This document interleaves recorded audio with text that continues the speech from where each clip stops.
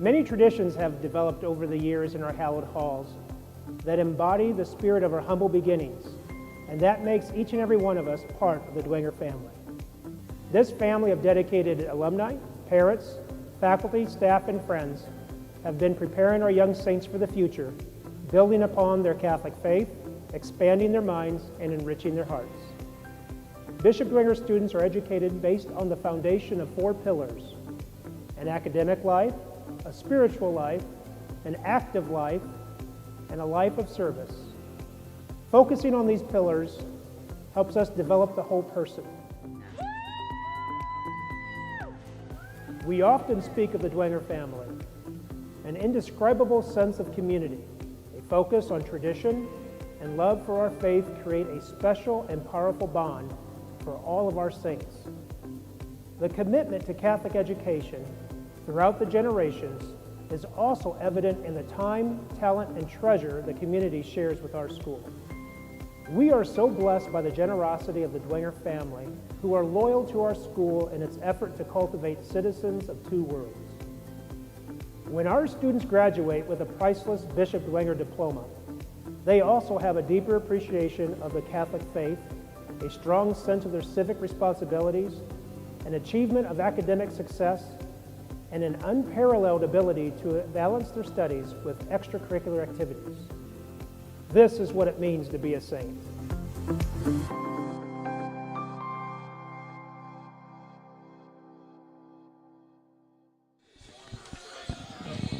Good evening, football fans, and welcome to Bishop Dwenger Football on the Saints Sports Network. We're broadcasting live from Shields Field on the campus of Bishop Dwenger High School, where tonight the Saints celebrate senior night against the visiting Snider Panthers. Before we get any farther, we'd like to begin with an opening prayer, and for that we welcome Father Michael Ammer. Father? Well, let's begin. In the name of the Father, and the Son, and the Holy Spirit, amen. God, our Heavenly Father, we thank you for everything that you've given us, all the talents that you've given us, and we ask that you bless this team and help this, all these players and athletes and fans work for their salvation, and all in line with our Savior Jesus Christ, and for that eternal glory. And please protect them and guard them this night. And we ask it all in your Son's name, amen. And in the name of the Father, and the Son, and the Holy Spirit, amen. Thank you so much, Father. All right, so once again, we welcome you to Shields Field. I am Eric Pete, joined tonight by the one and only Kevin Burns. And Kevin, this is a night, regardless of how the season's gone, regardless of what's happened in the wins and loss column, you've got a night tonight that's all about honoring these seniors and recognizing the contribution they've made to this Bishop Dwenger program. Yeah, Eric, senior night tonight, 23 seniors with our last home game, and this game traditionally for Dwenger is a strap up, the chin trap, and it's a big boy game. Very physical, has been every year. Snider's kind of had Dwenger's number here in the past. And tonight's going to be, as we say, a tall tale. They got to play well tonight, Eric, to put a W up. That they do. And with that, we are going to listen in to our opening prayer here over the loudspeaker with Father Bobby Krish.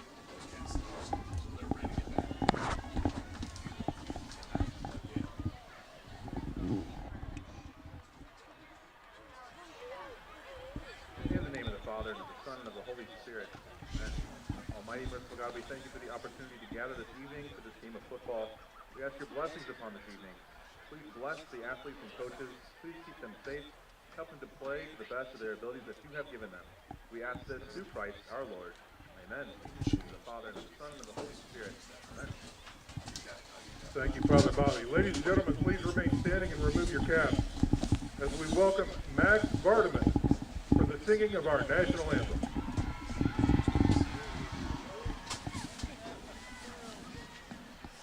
Oh, say, can you see by the dawn's early light what so proudly we hailed at the twilight's last gleaming, whose broad stripes and bright stars through the perilous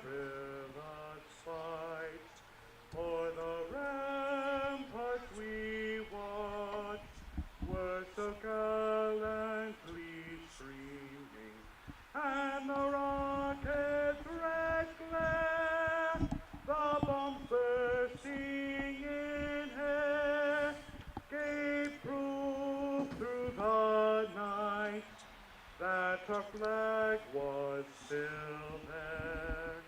Oh, say does that star-spangled banner yet wave o'er the land of the free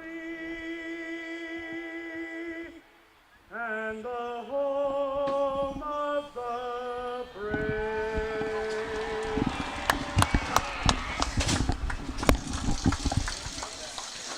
What a great way to kick off senior night here at Shields Field. Kevin, you mentioned it, 23 seniors all excited to represent their school one last time here at Shields Field. Of course, they very well could play here again in the postseason, but this is their last regular season home game, and of course nothing is guaranteed once the postseason hits, so you better believe they're going to make the most of it tonight. Yeah, and it's a emotional night sometimes. You got your parents out there, and tonight they're honoring a fallen saint, number 34, Clayton Stewart, someone who had passed away in this class, this senior class, and they've got their jersey out there tonight. So big night for the Saints, emotional night, and let's hope they can carry that over and use it on the field tonight. Yeah, plenty of emotion. You talk about it, the young man, Clayton Stewart. The student section came out with a red out tonight, a red in honor of Clayton, who loved to wear the red shoes, as we understand. So just a lot of emotion on the field. And, yeah, the Saints are going to need to channel that to positive play on the field if they want a chance against the Panthers, because this Snider team is formidable. They come in ranked number 2 in all of Class 5A with a 6-1 record, including 4-1 in the SAC. That lone loss coming a couple weeks ago in overtime to Homestead, 23-20. Other than that, they have really not been challenged this year in their 7 games thus far. Meanwhile, the Saints come in with a record of 3-4, including 3-2 in the SAC. And if not for a heartbreaking loss last week at Lewis Field, this game could have been almost a play-in game for an SAC title. Yeah, it's unfortunate, and after last week, it's very important mentally to move on.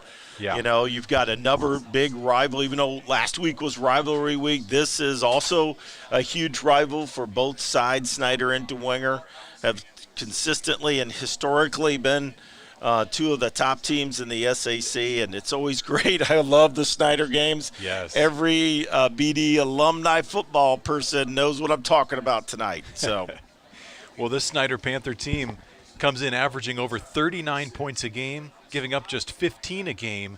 They boast the number 1 scoring defense, number 2 scoring offense in the SAC. For Bishop Dwenger, averaging just under 20 points a game, giving up 33 points a game. But as you said, this rivalry, you never know what's going to happen. These teams have played twice in each of the past 2 years because of the Saints playing up in Class 5A under the success factor. They had to take on the Snider Panthers in the sectional both years. And in those 4 meetings over the last 2 years, Snider's won 3 of those 4. So as you mentioned, Kevin, the recent upper hand favoring the Panthers. yeah, and the last couple haven't even been close, Right. Eric, and this team is really stacked. They got 4 senior offensive linemen. Their offensive line is excellent. The quarterback has waited his turn, Eric. Billingsley has waited his turn, and he's been very efficient. But they got a great running back in Uriah Buchanan, and they always seem to have one of those backs, right? Yes. And then they've got on defense maybe the best linebacker in the city, in Lucas Rohrbacher, and then they've got a junior defensive back, Brandon Logan. Wait for this kid. He could be a Division I prospect, and he plays great safety work, and you also see him on offense tonight as well. Yeah, multiple position groups across the board where Snider boasts maybe the best, if not the best, in the conference. So that is the task that awaits the Saints tonight. And speaking of awaiting, that's what the Saints will do with this opening kickoff. Carter Minix, Brady O'Keefe set to receive. Snider set to kick things away. And we are moments away here at Shields Field from kickoff. A little chillier than we've been used to, Yeah, Kevin. and the wind would be a factor today, Eric. It Right. is blowing across the field here. And if you know Dwenger Stadium's going from press box to Clinton right now, and it is blustery out there. And so that will hamper the throwing game tonight. And I can tell you on this, they're already having trouble holding the ball on the kickoff. But of the games that I've been able to watch of Snider, we will get a chance to return this because he has not yet, in the times that I've seen, got it into the end zone. So special teams, again, big. Field position, big. We did not win the field position in the first half against Lures. We were always kind of fighting back and trying to reestablish that. And so that'll be big tonight as well, Eric. So they will hold this opening kickoff. You know, the ball's not the only thing blowing off tees tonight. Our camera blew down up on top of the press box. Big thank you to Parker Knoll. He runs the computer, and he had to jog back into the school and get our spare backup camera. So here we are. Kick is away, and the Saints will field that one right back at the 1 yard line. Here comes Minix, cutting inside and following blockers up across the 25 to about the 28 yard line. You know, tonight, Eric, we got to somehow, some way get Carter Minix the ball a little bit more. You not have a lot of touches last week, and we've got to somehow get him involved into this offense. But very similar game plan, I would think, against Carroll is tonight. Try to control the line of scrimmage, keep Snider's offense off the field, and be efficient in our passing attack. We've not been too efficient here lately in our passing attack. Kind of like looking in the mirror because, of course, Snider wants to do all those same things as well by keeping it on the ground. Dwenger does a great job on first down. It is Trent Tittman with the rush, and he picks up a good 7 yards after eluding a would-be tackler in the backfield. Yeah, really good move by Trent to get some extra yards there and slipping past number 10, the outside linebacker. 2nd and 3 Saints. Came out with an I formation on first down. Now they go split backs behind Ethan Springer. Springer, the senior, looks to throw, fires it, looking for one-on-one coverage. He's got his man, Caleb Lehrman, and yet another pinpoint accurate throw from Springer has the ball across the midfield stripe. Yeah, really good throw by Ethan. And the one thing about the Snider cornerbacks is they are a little tiny. They're very good, but they are small, and Lehrman's got some advantage there, and we took advantage there on that one. Lining up across from Keon Sykes, who checks in at 5'8". So Lehrman definitely does have the height advantage, a whole foot, in fact, as he measures up 6'8". First down run, good for maybe a yard for the Saints.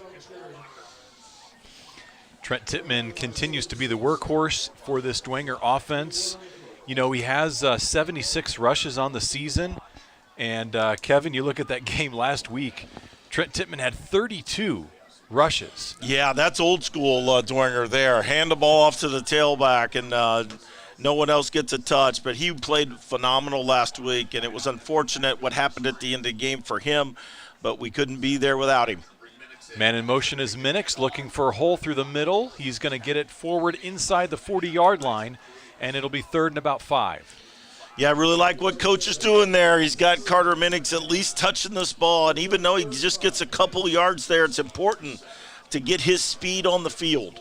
Yep. Well, we saw last week the big playability of Carter Minix, 3 catches for 96 yards, including that long 67-yarder that put the Saints on the board in the second quarter. So he's your playmaker. You got to feed him the ball. Here's the 3rd down play. It'll be a delayed handoff to Tittman, and he is driven backwards, absorbs the big hit from who else? Lucas Rohrbacher.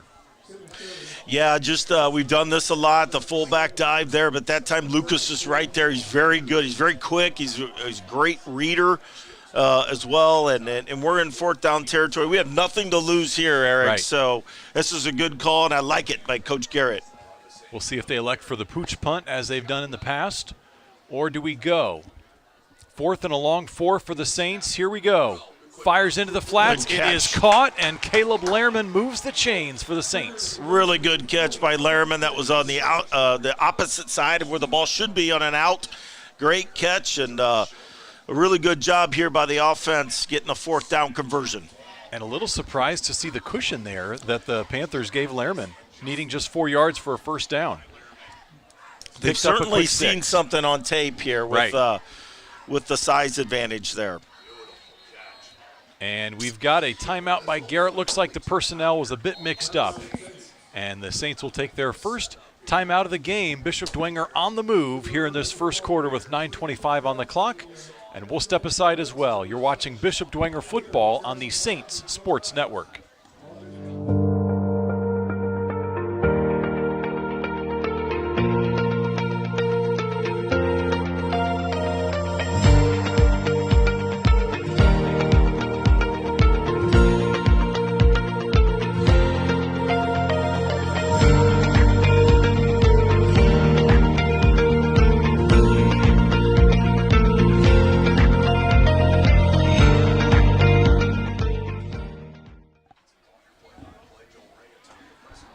Back at Shields Field, 1st and 10 Saints. They have driven the ball down to the Snider 30-yard line.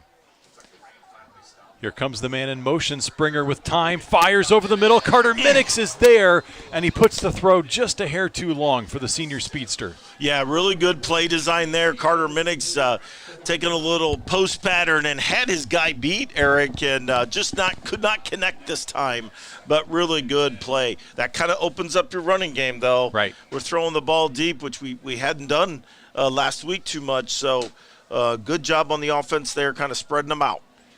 And quite honestly, one of the few misfires by Springer running that really pattern down the middle of the field. He's been excellent on the downfield throws. Back under center on 2nd and 10 with split backs. They'll hand it to Trent Tittman, and he's going to be met at the line of scrimmage, falls forward for about a yard. Yeah, good job again by the Snider defense. This is a tough defense to run on. You've got to take your time and be patient with your running game. You know, Homestead had some success running, but Brett Fox was finding these seams where you didn't think that there was a hole. So got to be patient with your run game tonight.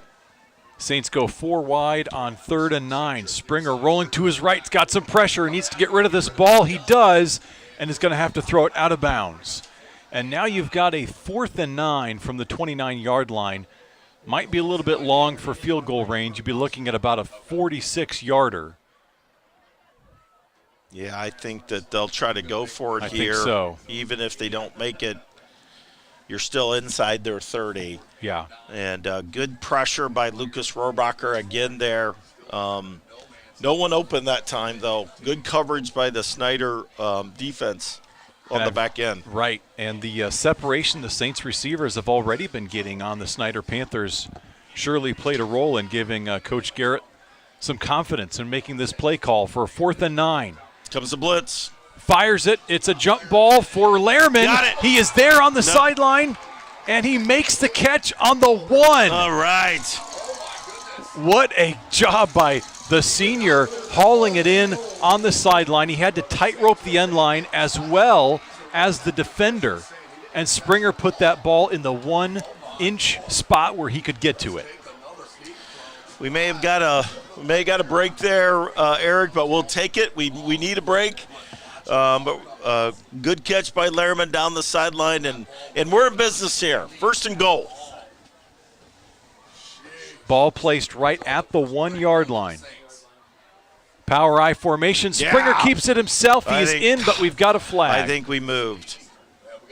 And that's a shame because the Saints were all over that play.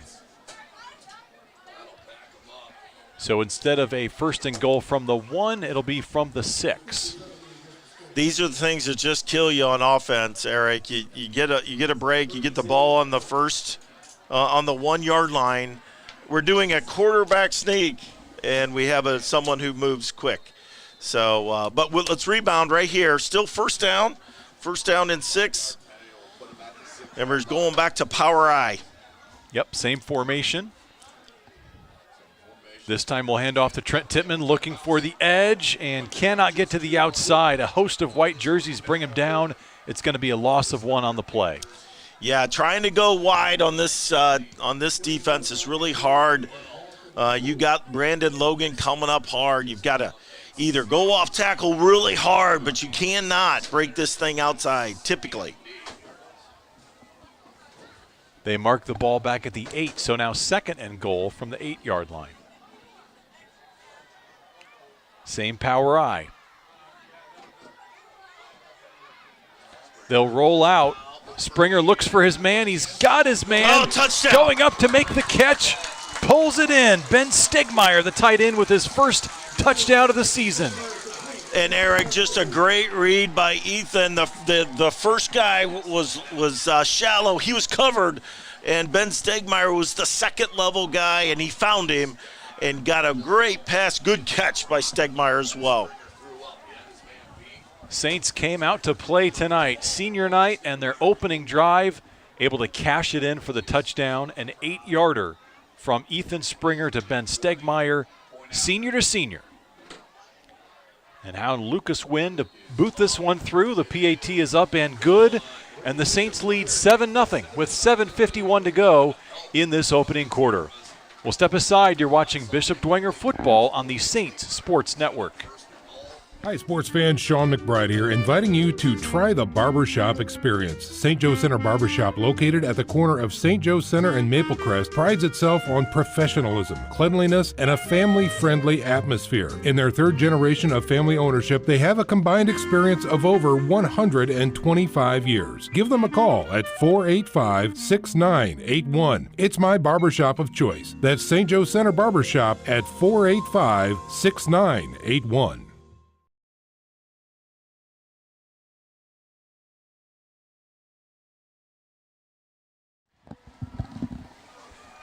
Back at Shields Field, we'd like you to join us for the Bishop Dwenger Open House, Tuesday, October 17th, 6:30 to 8 p.m. Come see what it means to be a Saint. All area middle school students or potential transfers are welcome. That is October 17th at 6:30. Well, the Saints came out on that opening drive, Kevin, and did just exactly what they wanted to do, mix of run and pass. And they found success on both of them, but mainly through the air on that drive. Yeah, you couldn't script it any better than that, and really good. We talked about pass efficiency. Yeah. And they did an excellent job of marking that box tonight, and good kick into the end zone because the kickoff return team for Snider is excellent. So every time we put it in the end zone, takes that away. And that's one of the things, Kevin, off air, we were talking about that Homestead win over Snider. One of the things that Homestead did that helped them get that win was the quarterback, Michael White, having that accuracy with the throws, fitting the ball in windows. Yes. And that's what Springer's going to have to do.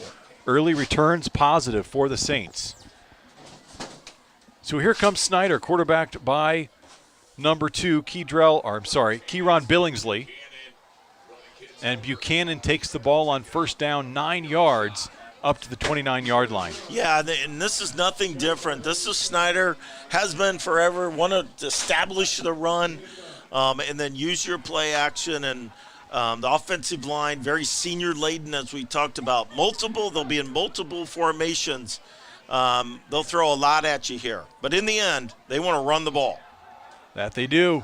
Buchanan again, but he's actually taken down for a loss on that play. Saints get there for the stop. Christian Lozada among the blue jerseys in the backfield. You talk about a back like Uriah Buchanan. He was the only returning skill player for this Panther squad coming into this year, so there were some big question marks preseason. Billingsley, as you mentioned, Kevin, waiting his turn, only had 5 pass attempts coming into his senior year. But they have proven their worth here this season. Here's the third down rush. Oh, I don't think and it's going to be close. It's going to be close. They do mark it a first down. Wow, he's already saying go. Yeah. Good pursuit, just a sweet play, and the Saints had great pursuit, but just not enough. They needed 2 yards. They got about 2.5 on that play. So Buchanan came into this year the one proven starter. And he's been as advertised this year. Over 1,000 yards on the season, 1,019, averaging almost 8 yards a carry. And now a flag before this snap. It's going to cost the Panthers. Yeah, the Saints made a quick adjustment moving to a 4-man line, and it caught the Snider offensive line, and they jumped early. So we'll take that. They really like to get Billingsley outside the pocket. I saw a lot of sprint out stuff because he can run it. Yes. And so it's a really good design, allowing him to run or pass it. This time he chucks it deep, single coverage down the field, and just overthrown. Looking for the big play receiver, Boston Conley, and it's incomplete. Yeah, taking a shot deep, testing our corners, but pretty good coverage there, and the ball was long anyway. 2nd and 15 Panthers. 6:05 to go in this opening quarter. Anytime they bring in number 4 as well, Brandon Logan, they seem to want to go to him. He's not out there now, but there's a fumble. Ball's on the turf. Saints say they have it. They do. They got it. Big play by the Saints defense. O'Keefe coming out of the pile with that one. Way to go, Brady. Tough to envision a better start for the Saints. A touchdown on their opening offensive possession, forcing the turnover on defense. And now the Saints get the ball inside the Snider 30-yard line. Well, turnovers were an issue for the Saints last week. They coughed the ball up 3 times, once through the air, and then they had a pair of red zone fumbles. But this time trying to turn the tables and win the turnover battle. That was a big point of emphasis this week. They're going to need to get a win tonight. I don't know what this formation is right now. Oh, boy. I think they were trying a little trickery there, Eric. They had some jumbo package in there. Yeah. And don't think they had everyone all squared away. No. Big Mac package, I guess, is that what that is? So they declined it, so it will be 2nd down. So it was a loss of 3 on the fumbled snap. So that play does go down in the books. Big Mac package in the books, Kevin. Yeah, that didn't work out too well. We should have done a quarter pounder of cheese with that one. 2nd down, it's going to be Trent Tittman through the middle, and he is getting pulled and wrestled down by both sides, and he's able to still pick up a couple yards. Yeah, these defensive tackles inside are really good, and they're big. Isaac Cruz, number 99. And number 7, you don't see that often with a defensive lineman, but William Kelso is 6 foot 230, and they're really good inside. 3rd and 11 for the Saints. Springer fires it, has Minix looking near the goal line, and is it picked off? I believe it is. Snider comes down with the ball, but do have an injured player on the play. The man that came down with the football. I think it's Levi Overholzer. And one of their best defensive backs. Yeah, that is unfortunate. Made a great play on the ball to beat Carter Minix to the spot and went out of bounds right at the 1, and unfortunately he is down on the turf. So the medical staff will take a step out and we will step aside. You're watching Bishop Dwenger football on the Saints Sports Network.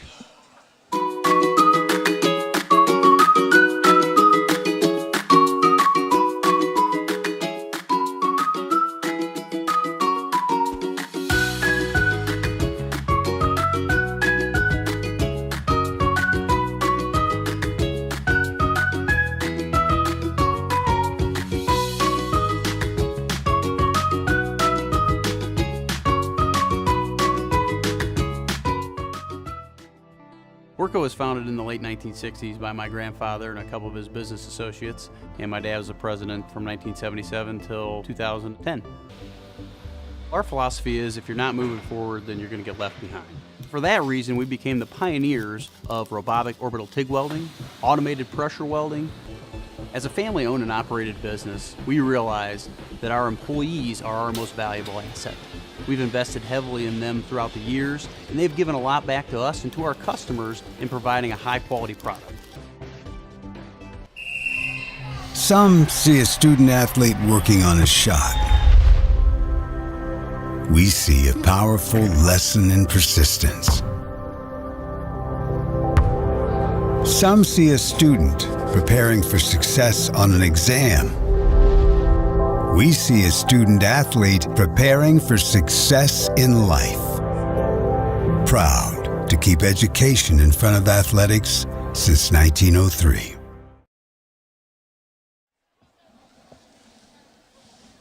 Well, the medical staff is taking their time down on the field. Levi Overholzer, the injured Snider defensive back, and just a really unfortunate play there. Came down to the football. I don't know how he held on to the football as he endured that injury, but they're taking their time checking out his leg. Early indications it does not look good, Kevin. Yeah, and we talked about this, about how to fit the ball into windows, and they were trying to get the ball in between the corner and the safety, and he made an unbelievable play to even get to the ball. And yeah, it's hard to tell, but I mean, I can't believe he held on to the ball, one, and it was a hell of a play, but certainly not worth the potential injury here. Yeah, might have gotten rolled up when Minix came down. Trying to watch the replay right now, and just the collision there. Of course, Minix was going for the football, but Overholzer got there first, and then when he made the catch, Minix fell to the ground, looked like he might have rolled over him a little bit. So never something you want to see, especially for a guy like that who's worked so hard. And, you know, he's a senior. Yeah. 6 foot, 160. He had an interception last week against Northrop, so really nice player and just something you never want to see. So as they're going to try to cart him off. Yeah, they're going to cart him off. So they've got medical personnel from both sidelines,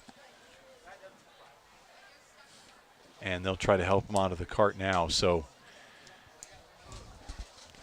always makes you keep things in perspective, especially as a senior who has put so much into a program with all these the brothers that you play with day in and day out. And you can tell by the way how gingerly they are trying to help him on to the cart that they're trying to be extra careful. Really tried to immobilize the whole leg. Right. And, well, our thoughts and prayers go out to the young man, and in fact, we'll pray a Hail Mary right now for his recovery. Yeah. Hail Mary, full of grace, the Lord is with thee. Blessed art thou among women, and blessed is the fruit of thy womb, Jesus. Holy Mary, Mother of God, pray for us sinners, now and at the hour of our death. Amen. Now, as they attend to him, the Snider Panthers offense will be coming back on the field. And talk about this moment, Kevin, when you have to somehow get back to the field of play, and even though your brother is out there in a lot of pain. Yeah, it's really tough. Although these guys have been through tough battles, and once the ball snaps again, then people get right back into it. But it's certainly not a great scene when you see someone being carted off the field. So really gives you a jolt of reality, regardless of what side of the football you're on, Dwenger or Snider. You just kind of realize the fragility of the game that you play. So he's getting some love from his teammates over there before he is escorted off the field. And again, just an outstanding play on the football field. First off, to come in with that interception. Yeah, because to be honest, Dwenger's got the momentum, right? Yeah. I mean, we're at least going to have a chance to maybe get a field goal out of this, and makes a great play, stops the momentum. Although they're backed up, to the 1 or 2, kind of took away the momentum that Dwenger had there. Yep. And they mark him on the 3-yard line.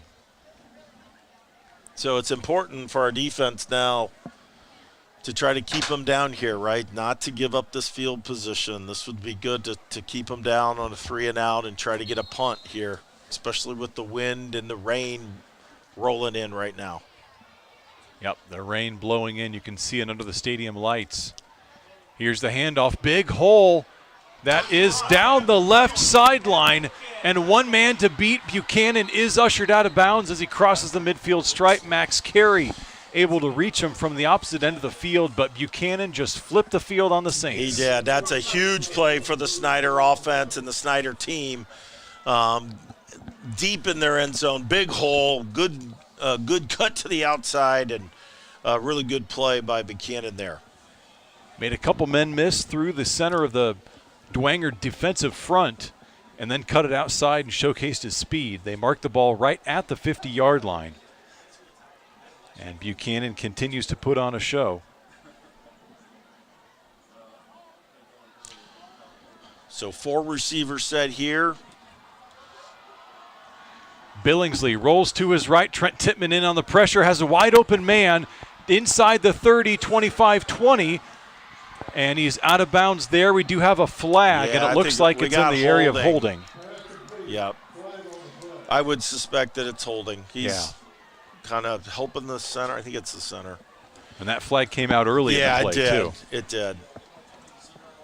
But this is what they like to do, Eric. They like to get Billingsley out. Right. And let him be able to, if there's no one open, and he can take off. Different levels of receivers there, and he made a really good throw there. That was a big play, but it's coming back with a hole. Yeah. A nice read as well, because you had the receivers on the deep patterns, as you said. And as soon as the catch was made, they started throwing some nice blocks down the field. But all of it for naught. They'll march that one back to the 40-yard line. It'll be 1st and 20 for the Panthers. 4:45 to go in the opening quarter. Saints with the early lead, 7-0. Cashed in with a touchdown pass to Ben Stegmeyer, the tight end, on the first possession of the ball game. And a couple turnovers back and forth. And here we are with the Panthers. Another nice bit of running by Buchanan, making a man miss. But then Groves comes in and finishes him off at the 40. Yeah, good job by Ryan Groves there, filling the hole. And I thought he was going to break that tackle, but Ryan held on, and a short gain there. Good job on first down. Staying with the same set here. 3rd time in a row. 2nd and 19 after the gain of 1. Here's a pass into the flats. Oh, good job. And how about that? The Saints fighting off of the block and then making the tackle. The ball comes out, but the receiver's down. And it'll pick up of only 3 on the play. Yeah, I don't know who that was there. I can't tell their jersey, but he got off of his block really well and made the tackle. Big 3rd down here, 3rd and long, so we can get some pressure and make him throw it early here. Take advantage of the hold. Billingsley is a capable passer, but as we've said throughout the broadcast, the bread and butter is on the ground. Obvious passing situation. Dwenger getting some rush. Billingsley's going to tuck it and run, and he's going to have some speed inside the 40, taken down across the 35-yard line. Yeah, this is why he's so good, Eric, is that nobody's open. We got great coverage, even good pressure, but his ability to get away and then make a great open field run there and get him the first down. That's just always tough playing a good running quarterback like that. Well, Dwenger, as you said, they had the edge pressure. Tommy Pori coming in from the near edge. But Billingsley stepped up in the pocket, found an open area in front of him. So quick. Really quick. So the Panthers turn that 3rd and 16 into a 1st and 10. They're at the Bishop Dwenger 34-yard line. Here's Buchanan looking for the edge, able to get hurdled over a defender there. And that was O'Keefe coming up to make the block, upending Buchanan after a short gain. Yeah, good edge blocking there by the Snider Panthers. And, again, good safety play coming up for the hit. But that's a 5-yard gain on first down, and you just can't do that here. Well, I said a short gain because when the contact was made, it was probably a 2-yard gain, but he flew through the air a couple of yards after that. Billingsley looks to run again. This time the pursuit is there by the Saints, but Billingsley drives forward, and it looks like he'll have enough for a Panther first down. Really runs that option really well. And that time he kept it to the short side of the field and got a first down for the Snider Panthers. 2:19 to go in this opening quarter. Still in the first quarter, Kevin. I know, This time 3 wide outs. They'll fake it to Buchanan. Billingsley got some room and hits the tight end coming across the pattern. Nice pickup there. Jack Langus picking up 8 yards on first down. Yeah, it seems like Snider always has a big tight end that's a good receiver, and no different this year. They love this play. I saw it a lot on video. Sneak the tight end out. Good tackle by the Saints, but again, a big chunk of yardage on first down. Langus, one of the many Panthers who found the end zone last week against Northrop. A 49-7 victory. The Panthers actually put all 49 points on the board in the first half. Able to rest their starters in half number 2. Here is Buchanan straight through the middle, and he is going to waltz his way into the end zone. Touchdown, Panthers. Yeah, good play by Snider. Really good hole. And you can see the quickness of Buchanan. He saw the hole, cut back a little bit, and got a touchdown for Snider. Good bounce back by the Snider offense. All the way back to their 3-yard line. Buchanan rushes for his 13th score of the season. And you can see what makes him the top rusher in the SAC. In fact, he's number 3 in all of Northeast Indiana in terms of total yards. Well over 1,000 adding to his total, and now the PAT is up and it's good. Really good pressure. But we got a Saint Winnemar now. Get up. Lehrman. That's Lehrman. Get up. Yep, comes up a little gimpy. He'll make his way over to the sideline. They'll check him out. But we have a tie ball game here. 1:19 to go in the first quarter. It is Saints 7, Panthers 7 here at Shields Field. We'll step aside. You're watching Bishop Dwenger football on the Saints Sports Network. Some see a student athlete working hard in the weight room. We see a future leader learning there are no shortcuts to success. Some see a start to a swim meet. We see the starting blocks for life. Proud to keep education in front of athletics since 1903.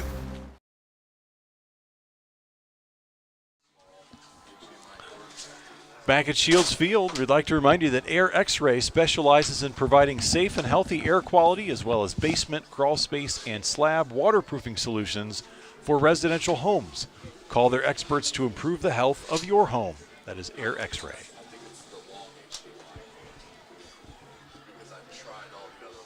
So the Panthers even things up here at 7. And right when you thought all the momentum was with the Saints, big-time interception by Overholzer. Went out with the injury, and then the Panthers rallied around him, drove the ball down for the score. And on the return here, Minix gets driven backwards. We'll see where they mark him. Forward progress looks like it'll be the 19-yard line. Yeah, good coverage by the Panthers, and we got a flag down too, and it's never good on a flag when you're returning kicks.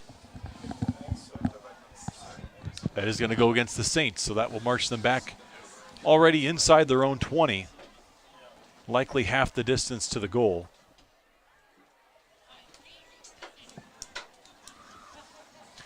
So if you're the Saints, you had a very impressive opening drive, and then, of course, the interception down inside the 5-yard line. But you like what you saw out of the separation your receivers were getting from the defensive backs. I know the Saints want to establish the run with Trent Tittman, but I would not be surprised to see a steady dose of that aerial assault as well. Yeah, I would agree. I don't think you can just line it up and run it against Snider every time. So, trying to find the hole, and that time Tittman does have one of his more productive runs. up to about the 12-yard line, pickup of 3. Inside a minute now in this opening quarter.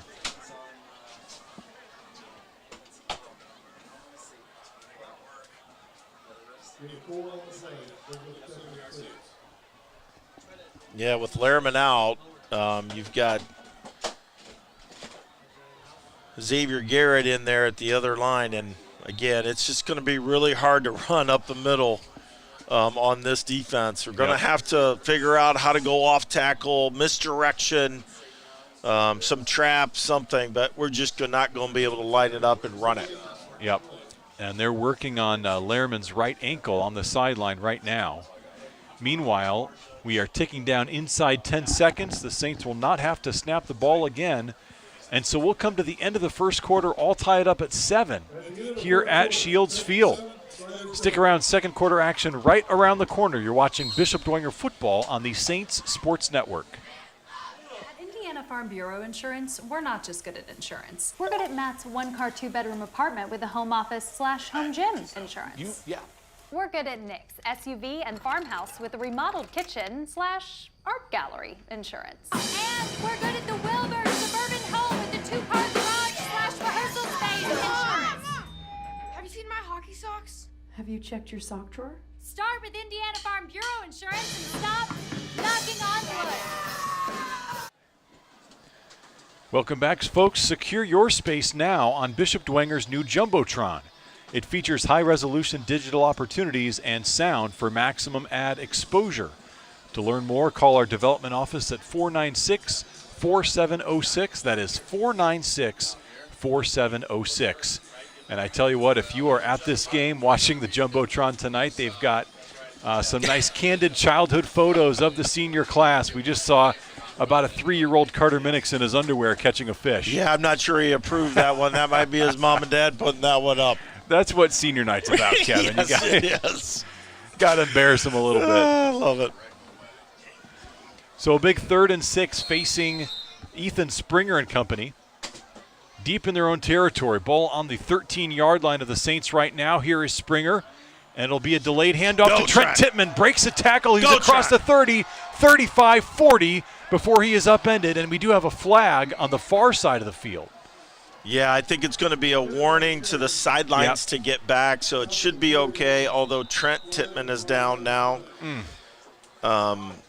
Beautiful draw play there, though, Eric. But this would be devastating, certainly, to the Dwenger team, offensively, defensively, and from a leadership standpoint as well. Yeah, well, this is really just the heart and soul of your football team, especially as the season has gone on and Trent Tittman has become the feature back on offense for the Saints. Been the most effective ball carrier, of course, in the linebacker core. Can't say enough about his leadership. And they are going to take a look at Tittman. He is, again, he is down at the 43-yard line. So as they tend to the senior, we will step aside and Bishop Dwenger takes a knee. Be back after this. You're watching Bishop Dwenger football on the Saints Sports Network. At Indiana Farm Bureau Insurance, we're not just good at insurance. We're good at Emma and Jake's just baby-proof their 2-bedroom bungalow to prepare for baby number 1 insurance. We're good at Madeline and Chance's just gave in and became minivan people to make room for baby number 2 insurance. And we're good at Gabby and Nate's just moved to a house with a bigger backyard to welcome fur baby number 3 insurance. Start with Indiana Farm Bureau Insurance and stop knocking on wood. Are you stressed due to your financial situation? Is debt ruining your marriage or relationships? Are you having a hard time making ends meet? We can help. SMA is a preferred Ramsey coaching consultancy that offers insights, strategies, and a pathway forward to financial freedom. Real advice, personalized solutions, and a real way to find peace and grow your bottom line. We offer a free initial consultation and a variety of plans to move forward. We don't judge, we help. SMA Incorporated, offering peace to the financially stressed. What if we told you there was a restaurant that combined live music and a casual patio experience? with an unmatched dining experience. And what if we told you about the open kitchen, letting customers see the process, including the wood fire grill, which makes for the best steaks, seafood, ribs, and more. That goes so well with craft cocktails and perfect wine pairings. And what if I told you this restaurant was on DuPont Road in Fort Wayne? Black Canyon Restaurant. Let the experience begin. Back at Shields Field, where the Saints faithful holding their collective breaths. Senior leader Trent Tittman is still down on the field. Medical personnel out there, and of course they already had to use the cart to take Overholser off the field. Now they're going to have to load Trent Tittman onto a golf cart. Just a really tough sight for Saints fans and the Tittman family and everyone else involved. You know, similar to Levi from Snider, they've got, you know, put a big brace on his leg, so it's hard to tell. There's no tougher kid out there than Trent Tittman. And a nice show of sportsmanship. The Snider sideline over there all took a knee and then are all clapping and encouraging number 9. And the Saints doing the same as they stand up and salute their senior. Homecoming king, leading rusher. Does it all. He does it all, indeed. And we'll pray Hail Mary as well for Trent Tittman and his recovery. Hail Mary, full of grace, the Lord is with thee. Blessed art thou among women, and blessed is the fruit of thy womb, Jesus. Holy Mary, Mother of God, pray for us sinners, now and at the hour of our death. Amen. Well, just like we said with the prior injury, now the Saints are the team that has to regroup. Got to regroup and got some football to play. And they're going to wait to snap this ball until the cart is well off the field. That scamper by Tittman, a huge chain mover, got the ball up to the 41-yard line. They got Russell Knipscher in there, but a little wildcat here for Carter Minix.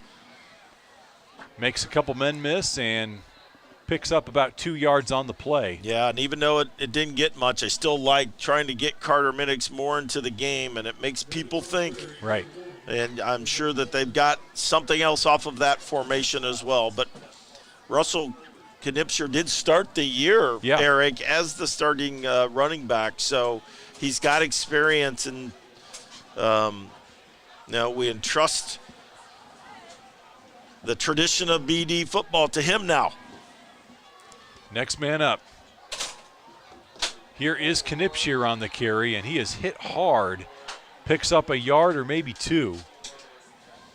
He's got 40 rushes on the year for 152 yards. So as you mentioned, he was their starting tailback the first 2 weeks as the Saints tried to let Toby and Trent Tittman focus on the defensive side of the ball, but their value in the backfield proved to be just too much. And when you talk about Toby Tittman, he left the Lures game with an injury, right, which we understand is a sprained MCL. Yeah, I'm not sure he'll be in the game tonight either. And these are the situations we don't want to put our offense in, is this 3rd and long. Springer fires, has a man, and it is caught.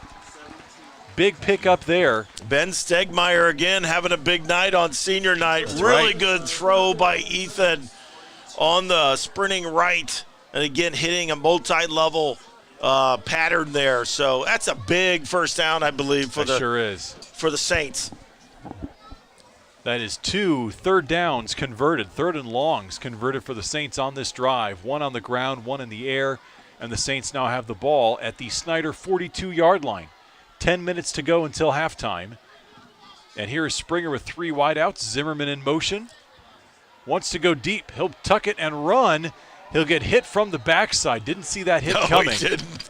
And good thing he held on to the ball. He got a couple yards, too. That's not what Ethan's the best at, but he got everything he could get out of that play. He did. Those 2 positive yards, courtesy of the big stick.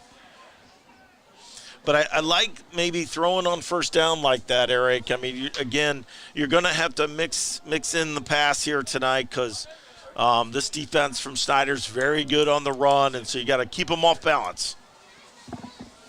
2nd and 8 after the pickup of 2 yards.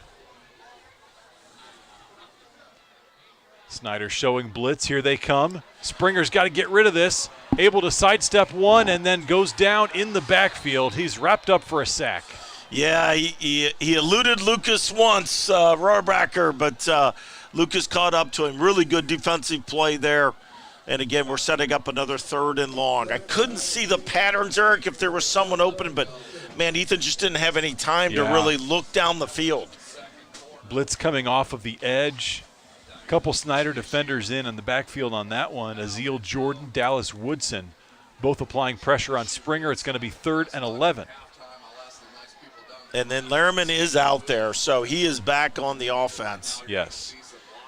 He's got single coverage top of the field, and the Saints that time looked like they were trying to set up a screen pass, and Springer just threw it into the dirt. Yeah, really well covered by one of their linebackers, number 45, Richard Nichter.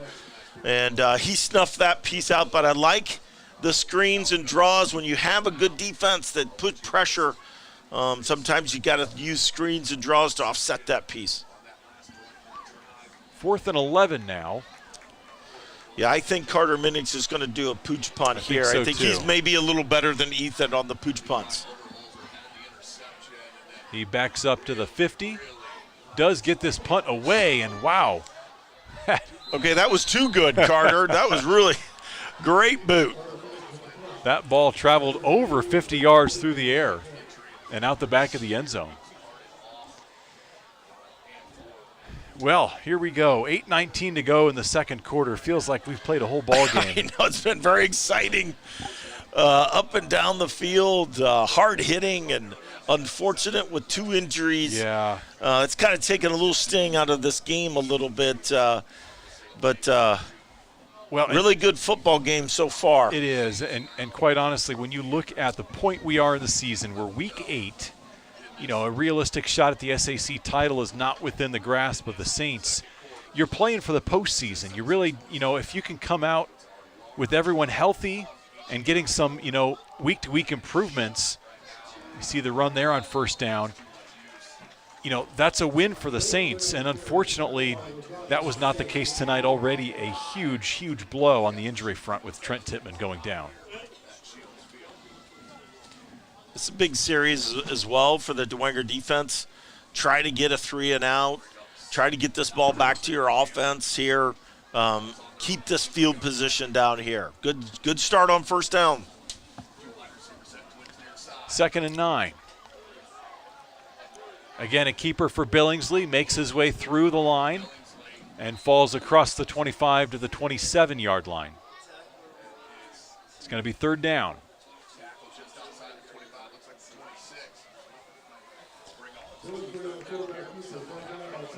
Big 3rd down, 7:25 to go in this second quarter.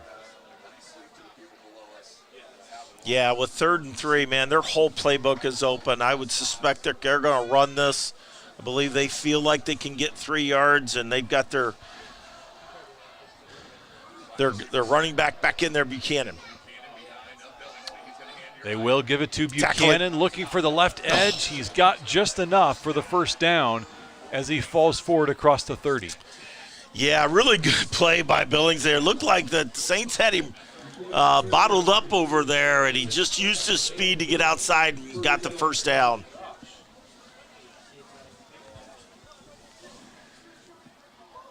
Ball up to the 32. Now keep in mind, this is a Snider offense used to putting points on the board in bunches.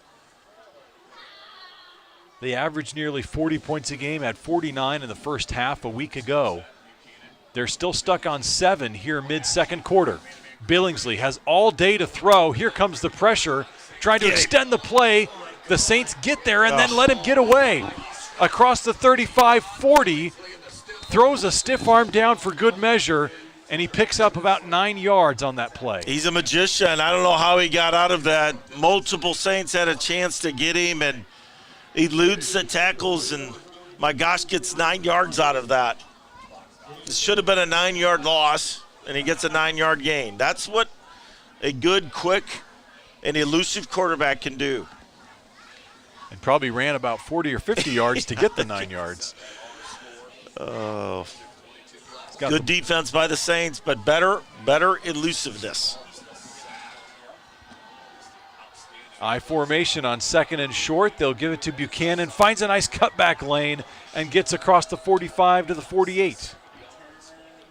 First down, Panthers. That time had a big hole open up right in the middle.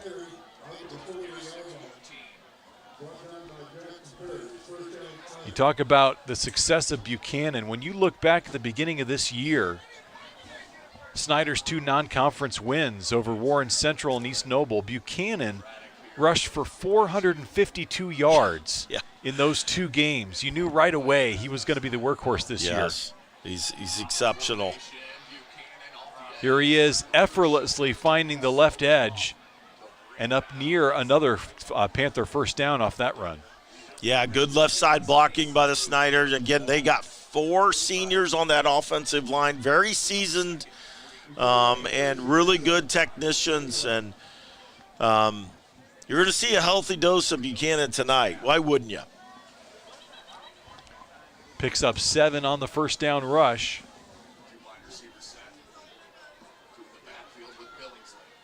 Second and 3 Panthers. Here is Billingsley to throw. Looking downfield, fires it, completes that right at the 40-yard line in heavy traffic for another first down. Yeah, I'm not sure he should have thrown that ball, but he snuck it in there for a first down. Multiple Saints around there, and even the back judge or the judge was right there too. So, got to get a stop here. Got to hold him here on this particular set of downs. Austin Ganaway with the reception on that play. First and 10 from the 40. Buchanan through the middle again, puts his head down, drives inside the 35-yard line. Yeah, good chunks of offense here on first down. And Owen Zimmerman's in there, I believe, for Trent. And good tackle by Owen Zimmerman in there, putting his helmet in there. And for the Panthers, getting limited to 5 yards on a Buchanan rush is probably their worst-case scenario. 3 receivers to the bottom of your screen. Billingsley rolls in that direction, fires to the end zone, has a wide-open man, and it is hauled in for a touchdown.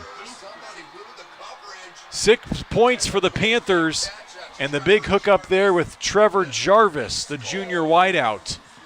Looked like Ryan Groves got caught in no man's land and was not able to make it there to make the play. Yeah, this is what a good running offense can do to you, right? Set up that play action and well-designed play and snuck behind us. We were not deep as the deepest that time, Eric. No.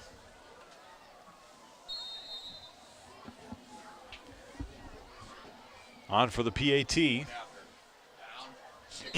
Almost. Winnemar gets it up and through. And it's 14-7 with 4:33 to go in the first half. We'll step aside. You're watching Bishop Dwenger football on the Saints Sports Network.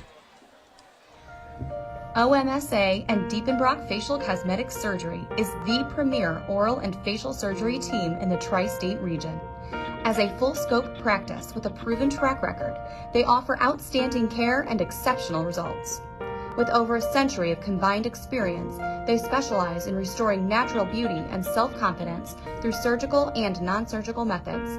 By understanding just what patients need and want, OMSA and Diepenbrock Facial Cosmetic Surgery is dedicated to helping you live your best life. Since 1982, the DeHaze Group mission has always been about exceeding expectations beyond insurance. Their mission is to provide outstanding levels of service and expertise to bring you the insurance solutions you need. Call DeHaze for all your insurance needs. We're back at Shields Field, 4:33 to go in the first half, and we saw the Saints perfectly execute a 2-minute drill last week at Lewis Field. Phenomenal. Capping it off with a touchdown pass to Xavier Garrett with 2 seconds on the clock, 2.8 seconds. Can't do it any better. We're going to get a chance to see if the Saints have a 4.5-minute offense drawn up tonight.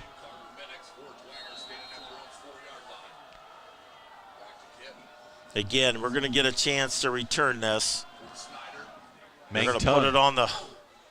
Going to dribble through the field, makes its way back to O'Keefe, picks it up at about the 15, looking for the edge, and just getting across the 20-yard line. That's about it. Yeah, good coverage by the Snider Panthers there. But this is an important drive. You don't want to try to give the ball back to them in good field position. So even if you don't score, you've got to move the ball down. Coaches talk all about 4-minute offense at the end of halves, especially the first half. And you really got to be efficient here for the offense. Yeah, the last thing you want to do is give the ball back to Snider right before halftime, and of course Snider gets the ball out of the third quarter as well. Here's the quick hookup to Lehrman, puts his head down and picks up a nice chunk on first down, and that is a nice-looking high-percentage pass play by the Saints. Yeah, well drawn up that time. Lehrman coming from the left side to the right. Easy pass for Ethan and a good play on first down. Good for 7 yards out to the 28-yard line. Saints go back to the eye. Hand it off. And Knipscher had nowhere to run. Yeah, Kelso extended his will there that time. He got through the Saints offensive line and made a big hit.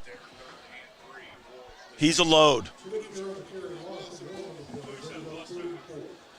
Knipscher actually loses a yard, so it's going to be 3rd and about 4. See what kind of coverage you get out here on Lehrman. Yeah. See if they do something out here, even a little 5-yard and out. Omari Doss at 5'11" is covering Lehrman. Coming across the formation, Springer has to get rid of that football as he is tossed to the turf, and it goes incomplete. So a quick 3-and-out for the Saints offense. Yeah, it's just not what you want right there to give the ball back without moving it and getting some field position. But Isaac Cruz was in there early, and Ethan had no time at all to set up and throw. We really need a good punt here, Eric.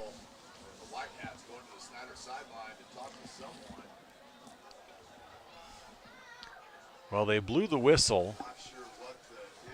The official was over on the far sideline, now comes back in, and he's going to reset the play clock. In any case, Braden Aguirre is going to be back to punt this one away, his first punt of the night. Got to be good coverage here too, Eric. Oh, boy. High snap, but Aguirre does get that one good away. Punt. It's going to go all the way down to the 42. Oh, that's a flag. If he put his arm, or maybe his knee was down. Sorry. I think that's what it was. I think his knee down. His knee was down. Falling forward to make the catch, knee grazed the turf at the 42-yard line. That's where the Panthers take over. Well, since 1968, Tippmann Group has been a family-owned business, providing that personal touch with all customers. Thank you to the Tippmann Group for supporting our Saints. 3:01 on the clock, and now the Panthers get a crack at this. Nice starting field position on this drive. Yeah, this is a really big defensive series for the Saints here. Cannot try to go down 2 touchdowns at half. Billingsley to throw, fires, has his man, and tackled right away. Owen Zimmerman there on the stick, but good for a pickup of 6 yards as he once again hooked up with Lengus. And Snider's not in total hurry up, but they are going quickly. Get that snap off with 23 still on the play clock. Buchanan just with a killer cut, and he is inside the 45-yard line just like that. He just can really see the holes and make good cuts. He's just really talented. And again, Snider having all 3 timeouts too, Eric. They're in great position here. Saints gotta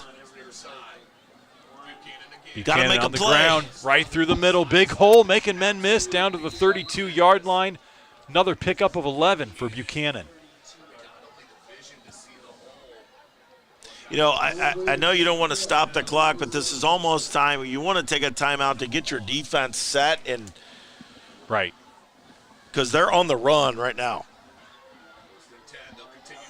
Buchanan again, this time all the way through the line, putting his head down as he crosses the 20 down to the 16. Uriah Buchanan showcasing his abilities, just big strides as he's eating up that Saints defense. Yeah, really, that time wasn't even hit until 7 or 8 yards down the field. 1:48 on the clock. Still continues to run throughout this drive, but the Panthers just with plenty of time. Yeah, you really want to try to hold them to a field goal now. Billingsley on the rollout looking for his man coming across the formation and cannot connect. Yeah, kind of a blind bootleg, but the Saints put pressure on him right away, and he had to throw it quick. Stops the clock with 1:30. And I know you're trying to run to set up the pass, but I don't know if you go away from Buchanan in that situation. Yeah, I would agree with you. The way he is just knifing through the Saints defense right now. He's still not back in there. They'll hand it off this time inside the 10 and then all the way down to almost the 5. Kevon Russell, also a senior running back. Really good run there. Yeah.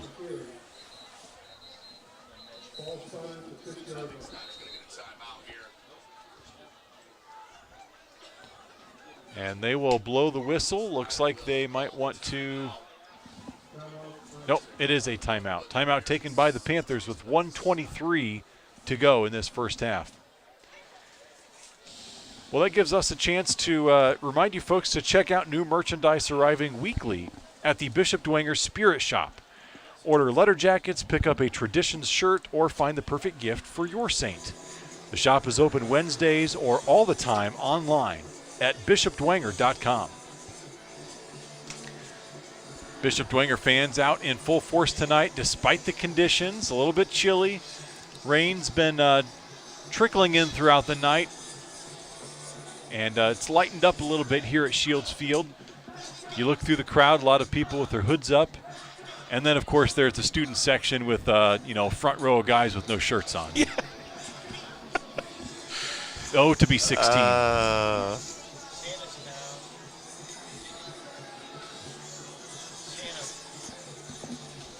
So with 1:23 on the clock in this second quarter. Oh, yeah, we got Santa. Santa's here, too. Oh, yeah. Christmas came early. Yeah. Well, we'll see if that timeout provided the Saints with a chance to regroup defensively. It is going to be a 1st and goal. Yeah, the marker says second, but it is first down. Yep. Ball at the 7-yard line.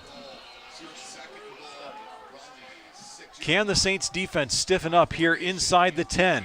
Here's Buchanan, and he has a big hole right through the middle for another Snider touchdown.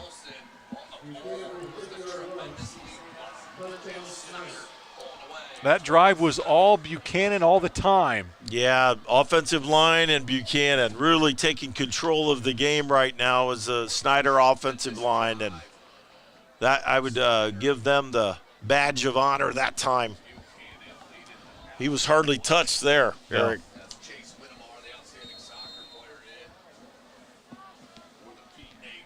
20-7 Panthers trying to make it 21 as Chase Wennemar lines up this PAT attempt. Good snap, good kick, and it is good. 21-7 with 1:18 to go in this opening half. We'll step aside. You're watching Bishop Dwenger football on the Saints Sports Network. The future is what you make it, so make it matter. At the University of St. Francis, we'll help you build a purposeful life, one based on your interests, goals, and desire to make the world a better place. Learning is personal here. You'll be known by name, supported by experts, and connected to professional opportunities. Our Catholic values will inspire you to use your education for the greater good by serving and leading others. Remember, the future is what you make it. Build a life of meaning and purpose at St. Francis. You belong here. Welcome back, folks. Step up your snack game by offering healthy and delicious options from Fort Fresh Vending. Contact them to find out how to get a free vending machine at your business or school. That is Fort Fresh Vending. Quick score for you, Yes. Eric. Big 4A match up in Kendallville tonight. In East Noble, 21, New Haven 7. So a couple of potential sectional foes there. And the Knights taking it to the Bulldogs tonight.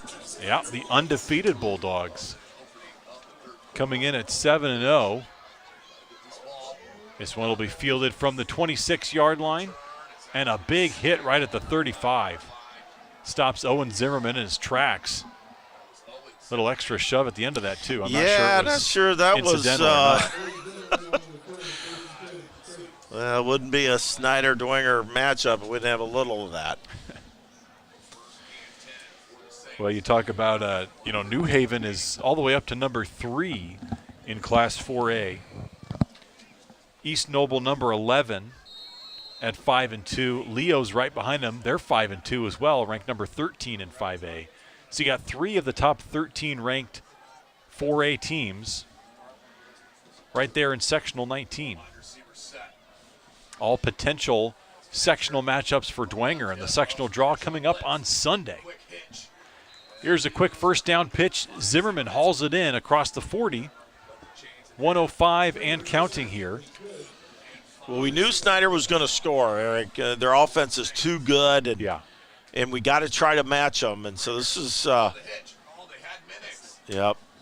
Incomplete pass there. I was watching Carter Minix. I know, so was I. Zimmerman was coming across, and Ethan missed him on that one. But again, trying to make something happen here with 53 seconds left. 3rd and 5. They've got to get to the 45-yard line. Here is Springer. Rushed out. Got to get rid of this football, and he throws it away. It's just nowhere to go with the ball and pressuring. And well, 47, Yeah, try to run this clock. Oh, no, he threw it out of bounds, right. So the Saints only take up about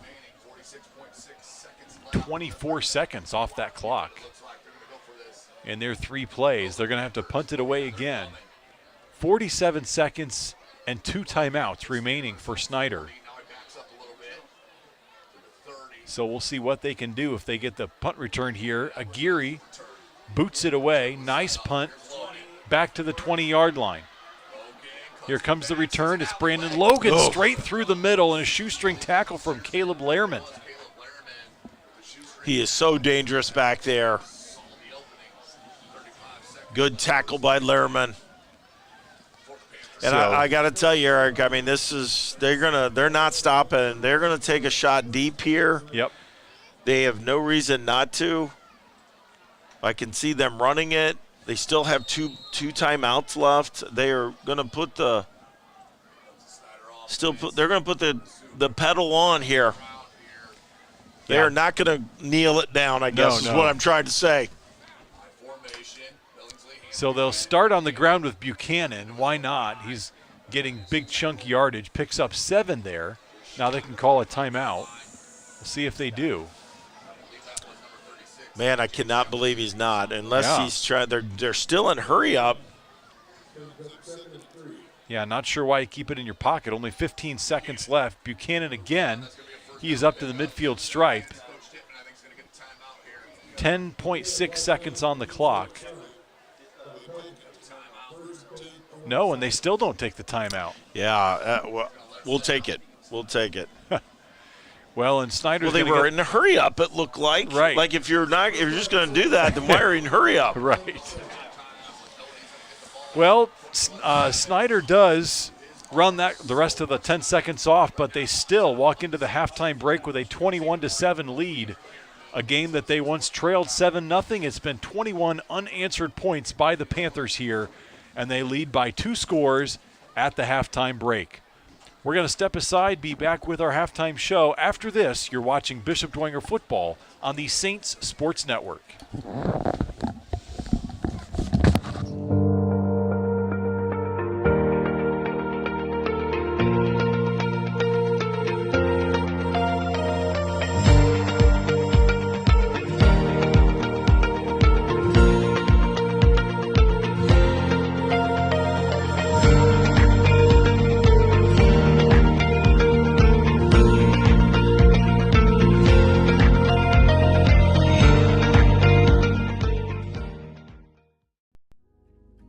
Welcome to the DeHaze Group. I'm Jeff Peichel, CEO. Come on in. The DeHaze Group has been providing assistance to individuals, families, companies, and organizations in overcoming unexpected situations for more than 3 decades. We have become one of the largest insurance agencies in Northeast Indiana. We are proud to offer a broad range of services, including commercial property and casualty, group benefits, personal lines, senior benefits, wellness, and financial services. OMSA and Diepenbrock Facial Cosmetic Surgery is the premier oral and facial surgery team in the tri-state region. As a full-scope practice with a proven track record, they offer outstanding care and exceptional results. With over a century of combined experience, they specialize in restoring natural beauty and self-confidence through surgical and non-surgical methods. By understanding just what patients need and want, OMSA and Diepenbrock Facial Cosmetic Surgery is dedicated to helping you live your best life. What if we told you there was a restaurant that combined live music and a casual patio experience with an unmatched dining experience? And what if we told you about the open kitchen, letting customers see the process, including the wood fire grill, which makes for the best steaks, seafood, ribs, and more, that goes so well with craft cocktails and perfect wine pairings? And what if I told you this restaurant was on DuPont Road in Fort Wayne? Black Canyon Restaurant. Let the experience begin. Is the current economic climate causing concerns? Contact SMA for financial resources that will bring you peace of mind. SMA is a preferred Ramsey coaching consultant offering practical resources to set you on the right path. With that, we welcome you to halftime here at Shields Field, 21-7. The Bishop Dwenger Saints trailing the Snider Panthers right now after 2 quarters of play, and it's really been a complete 180 for the Panthers. They let the Saints go down the field and punch in a touchdown on the opening drive, and ever since then it has been all Snider. 3 straight touchdowns for the Panthers, and really Uriah Buchanan has been the difference maker tonight on the ground, and the Saints don't have any answer for him defensively. No, the Snider offensive line is really in control right now of our defensive line, and he's got some big holes there. It's, which side you want to go to, and we're going to have to figure that out, Eric, for the second half, where we're going to see a big dose of Buchanan again in the second half. Also, our thoughts and prayers go out to the 2 injured players in that first half. One for each side had to get carted off. For Snider, it was Levi Overholzer, the senior defensive back, moments after making a spectacular interception inside the 5-yard line. And for Bishop Dwenger, the senior captain, Trent Tittman, for him it was moments after making a big 3rd down run for a first down up to the 40-yard line. He went down as well, and we don't have updates on either one of those players right now, Kevin, but just tough blows for each of these teams. We talked about it earlier in the game, but when you're gearing up for the postseason, all you want to do is stay healthy and get your players, the reps they need to stay, active and ready to go for that 3rd season. And unfortunately for the Saints, it's not looking good for Trent Tittman. Yeah, you just you never know, right? But anytime they're carted off and they've got mobilization of the knee on both of those players, it's never a good sign. And again, best of wishes to both of them. Hope that everything comes out okay. Now, offensively for the Saints, we saw in the opening drive a lot of cushion combined with a height advantage for the Saints, especially with that Caleb Lehrman matchup. He really had anywhere from 9 to 12 inches on the defensive backs lining up across from him. Early on, Springer was looking his direction. They kind of got away from that a little bit. And they still have not worked Carter Minix into the passing game as much as they'd like to. So as much as the Saints had early success in the passing game, I still feel like there's a lot of untapped opportunities out there. I agree with you. I mean, that first 10 minutes of the game, Eric, they went right down and scored and then got a big turnover on a fumble, and then it looked like we were going back in, and then we turn it over, and Then they go on a long 97-yard drive to tie it up.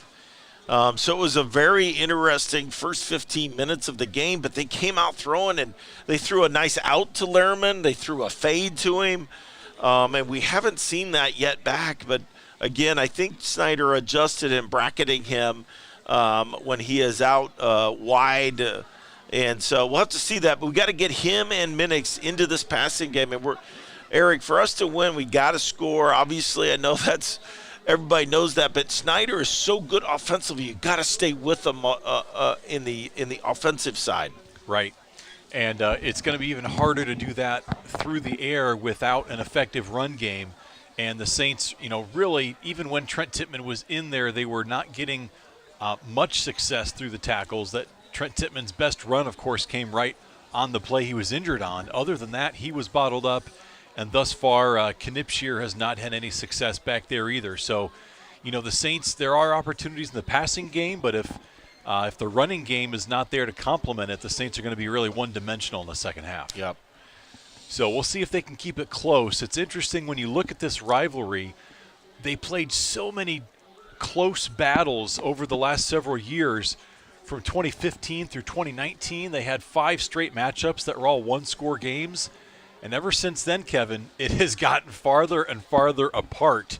Their last 5 matchups have been decided by double digits, 10 points, 11 points, and then 22, 28, and 35. Yeah. Of course, those last 2 coming last year with the Panthers winning 28-0 and 41-6. So what we've seen in recent years is the Panthers pulling away from the Saints, and we've got 2 quarters left for the Saints to prevent that from happening tonight. Yeah, and again, Eric, this team is number 2 ranked in the 5A, right. And so they're really good. And I think they took down Warren Central at the beginning of the year, and that was maybe the most shocking score in the first week when I saw that piece. And them going they won down by 3 touchdowns in Indianapolis. Yes, to a perennial powerhouse down there, and so you knew that they were going to be good, and so they're going to be contending, right? The sectional, regional, they're going to be contending for something big at the end of the year. And again, as you have said, we're out of the SAC race. So what we're trying to do is build on something, look for positives. What are we doing better to get ready for sectional play? And our sectional is going to be as tough as any, and these games are good to prepare us for that. Well, talking about that SAC race, let's take a look at some scores from around the area as some of those teams try to jostle for position in the conference. Right now, Bishop Luers looks like they're on top of Southside 20-0, if I saw that score correctly. You did. Yes, you did. And Luers in the driver's seat. They're the lone undefeated team right now at 5-0 in SAC play. But there's some other teams lurking. So, Kevin, what other scores do you have for us? Yeah, so Homestead taking care of business against Concordia 35-0. And big game, I think, over at Northside. The Wayne Generals beating the Northside Legends 10-6. And Wayne could be a potential foe of ours, even though we didn't play them in the SAC. But they could. They are in our sectional as well. So. And then the Chargers all over the Bruins, 35-0 at half. Yep. So there's some scores from the SAC. Now, as we look at that race heating up, here's what we know, Kevin. And I'm going to, I'm going to try to follow you on this. I prefaced this last week. You knew we were going to get into the weeds a bit here with the SAC title implications. But here's what we know. We know that there's 2 weeks left, counting tonight. We know that 4 teams have been eliminated out of conference contention: Northrop, Wayne, Southside, Concordia. The other 6 are technically all still in play. We'll get to that in a minute. First off, we know Bishop Luers is in the driver's seat, undefeated. 5-0.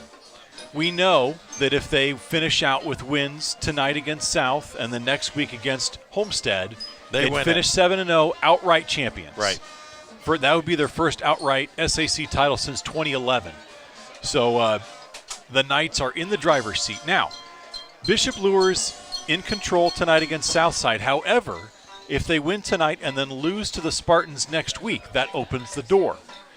Then things get interesting because you've got Snider and Carroll both a game back, They're both sitting there at 4-1. If they both win out, they're going to have a chance. So here's what you look at.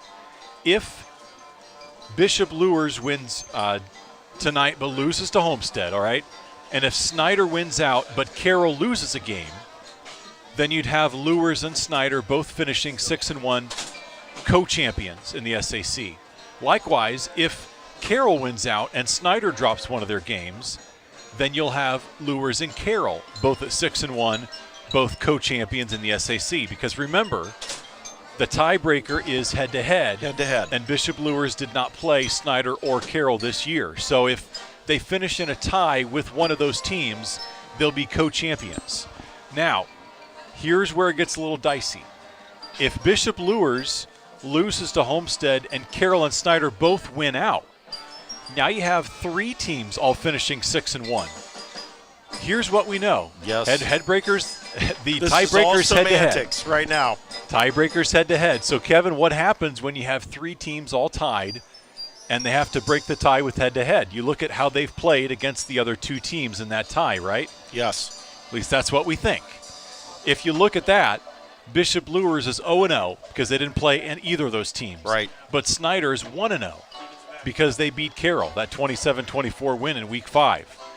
So, conventional wisdom would tell you that if all 3 teams finish 6-1, that the Snider Panthers would be the outright SAC champs because of tiebreaker.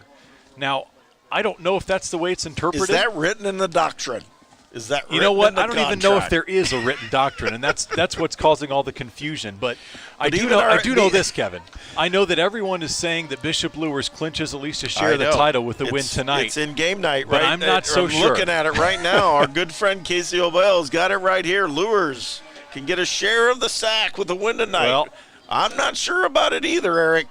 We'll have to see what happens if that is indeed the case. But that is a very legitimate possibility, I would say. You know, if Luers were to lose to Homestead, we've seen the Spartans play very well this year.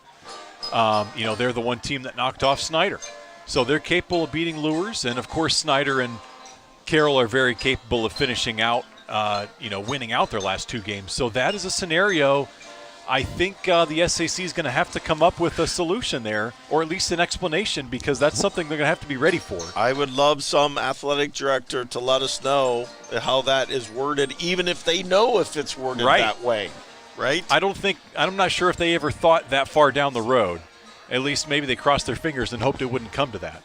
Now, just humor me on this one, Kevin, because we've got to go into the ultimate doomsday scenario in the SAC. I mentioned that only 4 teams have been eliminated. Yes, it is possible for the other 6 teams to all finish 5-2 and have a 6-way tie that has to get broken.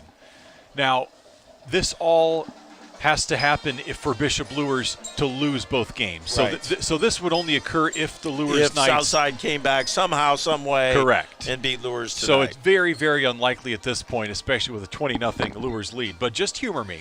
If this were to occur, you know, that would involve Dwenger, Homestead, Northside all winning out. That means Carroll would have to lose to Northside. Snider would have to lose to Dwenger. If they all finish 5-2, let's take a look at the head-to-head records. Sure. Because that's tiebreaker, right? Head-to-head. As you take a look there, now you have to ask the question, what type of head-to-head are we talking about? Are we talking about best winning percentage head-to-head or most head-to-head wins? Here's what you'd be looking at. The best head-to-head winning percentage in that group would be Luers, because they would have gone 2-1 against the other teams in that tie.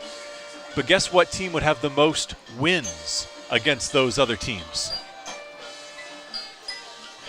Well, if Dwenger wins tonight, right, and they would have beaten Homestead and as well. Northside. And Northside. That would give them 3 wins, which is something no one else had. So in this scenario, if all 6 teams finish 5-2, and if total head-to-head victories were indeed the tiebreaker, your Bishop Dwenger Saints would be outright conference champions. So you're saying there's a chance.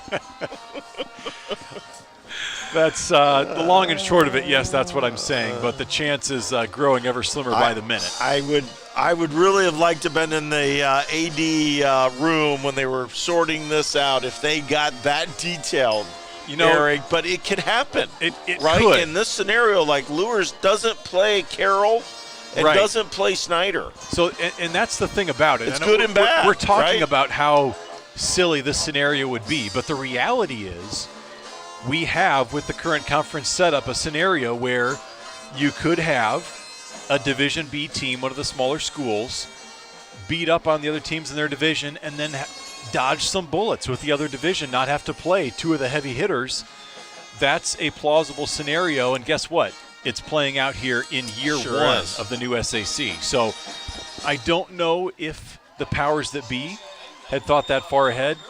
Kevin, I'm just going to petition right now. If anyone's out there, I'd love to be invited to that meeting just to play out all these scenarios for them and see what they say.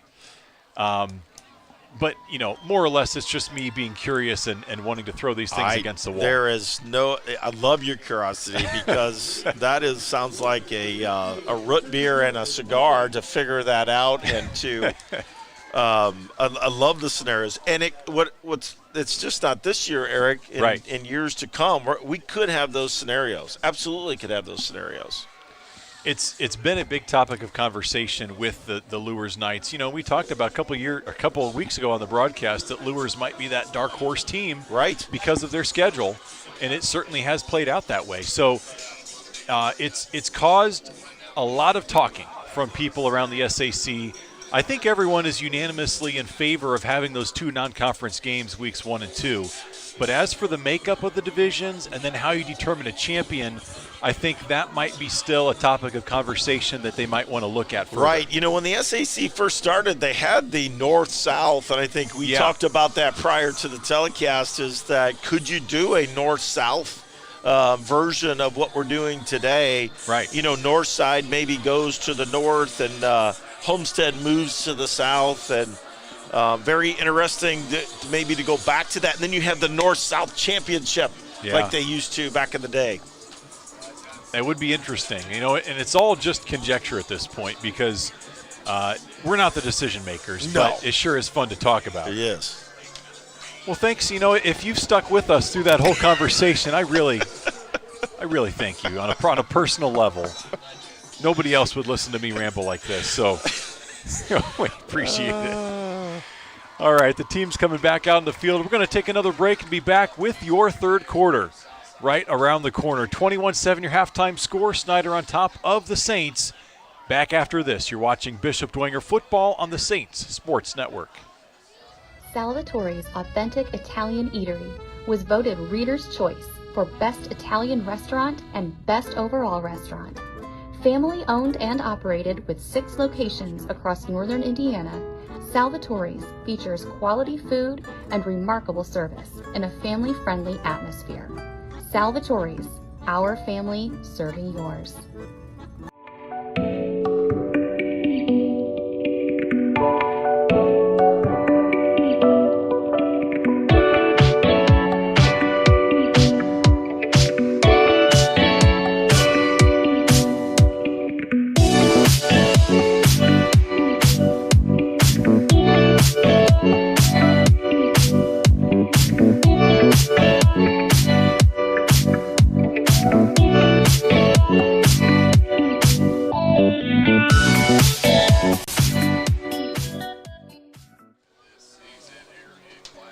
St. Joe Barbershop will keep you looking good all season with services for the whole family. St. Joe Barbershop is your hometown barber. All right, teams back out of the field warming up. About a minute and a half to go before we call it a third quarter here. And Kevin, as you look at these two teams, we talked about the injury aspect of it, but if you're Bishop Dwenger, the conference is out of reach. If this game gets out of reach, what are you looking to see from this coaching staff? Obviously you want to keep everyone healthy. Do you want to get some underclassmen experience? Do you want to practice some, plays that you want to see? Because the postseason's right around the corner, and this is kind of a tune-up. Yeah, we got one game left, against Concordia, and it's away. And then you're right into sectional. Remember, we don't have a gap this year. There's no extra week. So the week to heal up and to maybe prepare for an opponent will not be there. And so, yes, you're right. I hope that it doesn't get to that point, but yes, I think you need to start to get some younger players in there, save your starters, give them some rest if this thing gets out of hand. But you got to build off of something, and you got to stay positive because there's still some things to play for, Eric. Sure. And although our sectional is very tough, every team can beat every team. And I think that's what's going to make it so exciting when we get to sectional play. There are going to be some really good games and some big crowds, and they're going to be in a great playoff experience. And so there is a lot to play for here. And we're not giving up yet in this game. Defense has got to come out. I think Snider's going to get the ball here at the beginning of the half, and defense is going to have to try to get a 3-and-out here and get the ball right back to the offense. It's interesting when you look at those potential sectional matchups. What we saw from the first 2 weeks of the non-conference play, you'll try to connect the dots. You'll look at, all right, if Dwenger has to play East Noble, we know how Snider did against East Noble. We know how Dwenger did against Snider. But even then, it's tough to make comparisons because that was week 2 of the season. Correct. These Snider Panthers that are in late season form right now, a lot of these young players were just getting their first couple games under their belt of varsity experience. So Snider's a completely different team than they were in week 2. You could probably say the same thing about East Noble. No doubt about it. You got injuries, you've got people banged up, you've got all kinds of things that go into that scenario, and teams improve for sure as well. So, and you never know the mental aspect of these 17 and 18-year-olds either, right? Yeah. So you just never know, and I think that's what makes the sectional going to be so exciting, Eric. And the draw is this Sunday, so we'll know Sunday kind of the bracket, who will be our first opponent. So everybody can start to get on max preps and start looking at everybody's schedules from there. Yeah. Well, it's all postseason form is already here throughout all the fall sports, and for Bishop Dwenger, the Saints have a number of teams in action. Girls golf, they wrapped up their season a couple weeks ago. The Lady Saints placing 8th at the Noble Hawk Regional. Cassidy Clark fired a 78, just barely missed out going to state by a couple strokes there. So congrats to the Lady Saints golf team on the great season. Boys tennis also wrapped up their season last Thursday. They lost in the sectional semifinal to Concordia, so their season came to a close as well. But this week, boys soccer, girls soccer, sectional action, both in action. Boys soccer picked up a big win over Culver. They face Concordia tomorrow afternoon for the sectional title. Girls soccer beat Tippecanoe Valley 14-0, Kevin. And they face Leo tomorrow for the sectional title. So both boys and girls soccer playing for sectional championships tomorrow. If you are a Saints fan, make your way out there. The boys soccer team playing at Concordia, the girls playing at Leo, and both playing tomorrow for some hardware. Meanwhile, we've got volleyball. They had their draw. And for the Saints, they drew a tough one. They've got Angola, 26-1. Yeah. Angola in the opening round. They're going to start onside. Onside kick, and it looks like it's covered up. It is by the Panthers. Yep, good nice job by play. the Snider Panthers. But I love the aggressiveness, Eric. We're out here to win. They're not giving up, and he's got some faith in his defense here to take a gamble, and it didn't work, but I like the aggressiveness. Trevor Jarvis recovering that kickoff. And it was pretty well executed by the Saints. Just a heads-up play by the Panthers. Yeah, absolutely.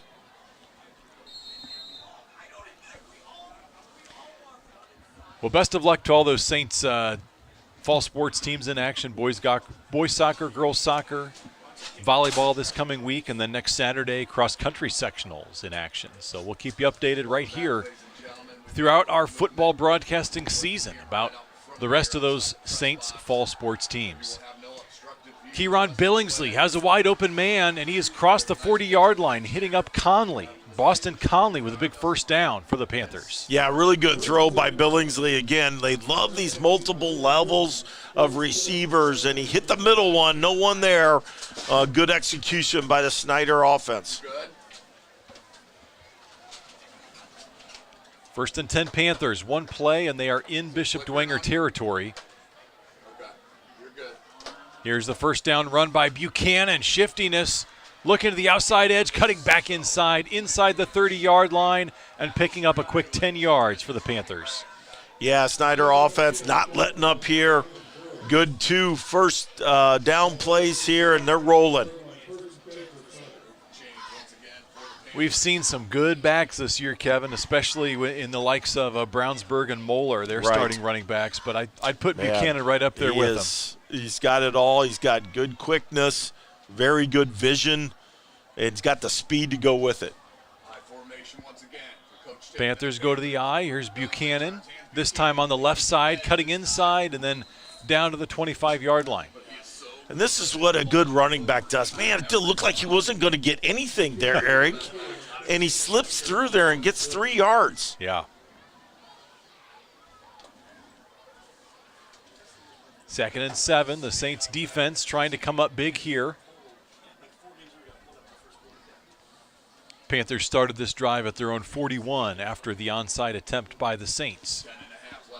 So as you said, Kevin, Coach Garrett having a lot of confidence in his defense. So can they come up with a stop? Second down, it's Buchanan again, and the Saints get there for a short gain. Yes, good job that time by the Saints, closing up the hole. A big third down here, although they're probably in 4-down territory. But good job that time. It's going to be third and about 5. Ball on the 23-yard line. They send 3 wideouts to the bottom of your screen. Saints showing some pressure. It's picked up. Billingsley has time now. He's running out of time. And there's Christian Lozada from the backside. The senior comes in with a big-time sack on third down. That time he didn't get away from Lozada. It looked like he was going to get a little squirt through there to the left side, but Lozada closed it down. His 7th sack of the season, team high for Christian Lozada. And again, no reason not to go for it here. You're on your 30-yard line. You get a 21-7 lead, and let's see if we can stop them. Big play here for the D. Here's Billingsley stepping up, fires it, has an open man, incomplete. Conley, the intended receiver, would have had a first down, but it goes off his fingertips, and the Saints defense holds. And the gamble pays off, Eric. I mean, you try it, the defense holds and get the ball back to the offense. So good job by the Saints there. Really good job. Yep, that penetration by Lozada really made it happen, but before that, limiting Buchanan's runs. You know, those runs that normally would have been 7 yards, 10 yards, were only 2 and 3 in that series, and that gave Lozada a chance to pressure the quarterback. We'll see if we do something different here. Again, Knipscher back in at tailback. See if we try to get some isolation for our receivers here. Springer fakes to Knipscher, got some pressure, trying to get away, gets rid of the football towards Minix, but incomplete. Yeah, and again, he's flushed out of there pretty quickly, but Carter Minix was open. He just short-armed it a little bit, but, man, he's running for his life. Yeah. Had some pressure from the backside. And 2nd and 10, just like that. Now, you don't have to totally get away from your run game because, I mean, it's we're just early in the third quarter, but certainly we've got to mix it up here, run and pass.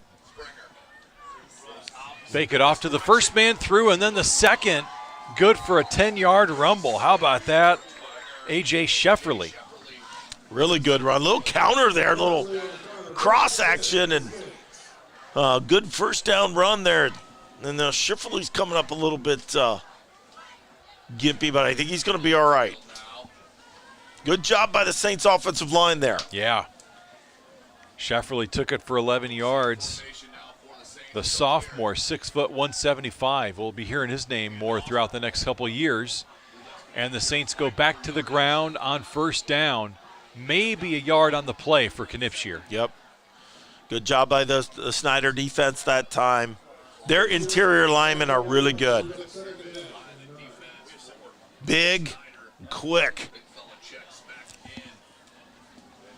2nd and 9, 8:15 on the clock in this third quarter.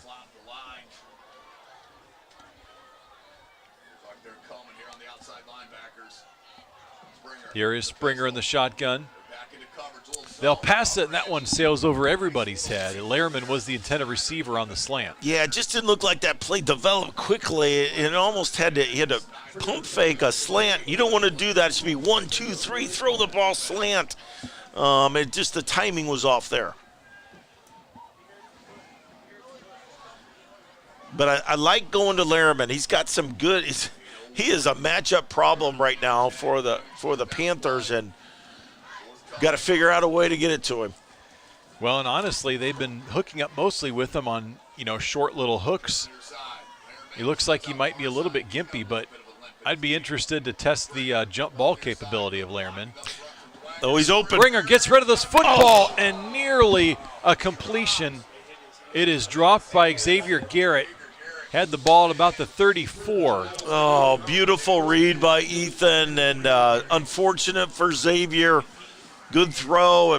Should have had that one. Senior wideout unable to come up with that one. It's going to be a 4th down punting situation. Would have been a 25-yard completion, but instead Aguirre standing back at his own 26. Shorter punt than last time, but angled to the far sideline. And a return up to about the 36. Yeah, good coverage by the Saints there. Yep. Well, the Saints unable to get a long drive going there, but again, showing some flashes, showing some promise. Not out of this ball game yet. No, not at all. They did well there. They got a couple first downs, but this is where the action is, I believe, is the Snider offense. So clamping them down here was big. This plays right into the strength as we got some blood on a Bishop Dwenger leg, so he's going to have to check out. Saints have to make a substitution there. I think it was Ellinger. There must be something equipment-wise or. Yep. It was blood? Yeah, blood on his leg, so Casey Piper comes in to make the sub. So here's 1st and 10. Nice penetration by the Saints. There you go. Buchanan falling forward for still pickup of about 3.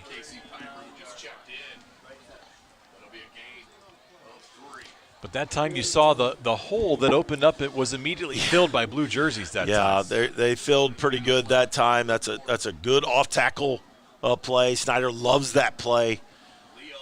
And good pursuit by the blue jerseys that time.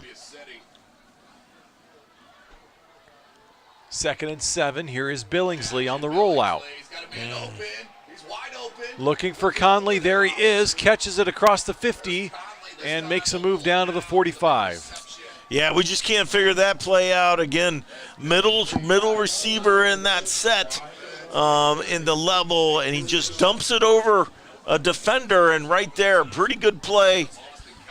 But we're letting him outside, right? It's really hard to drive to the outside, to not let him get out there. Once he's got out there, he's got all the room in the world. 3 wideouts down to the bottom. There's the inside handoff. Another pickup of 6 on 1st down.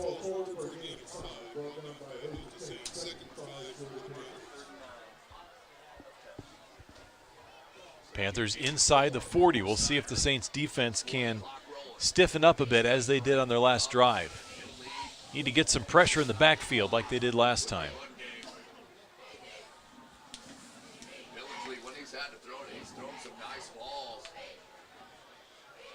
Two men in the backfield along with Billingsley. They'll hand it to, see, was that Buchanan? Yeah, I think it was. It is. Yeah, just enough for a first down as well. Yep, good 5-yard run. We're just not establishing the line of scrimmage, and they're getting a good push, and so he's getting 3 yards before we're even getting a touch on him, and he's just too good a back to do that. Something that Homestead was able to do against Snider was kind of get an upper hand down in the trenches.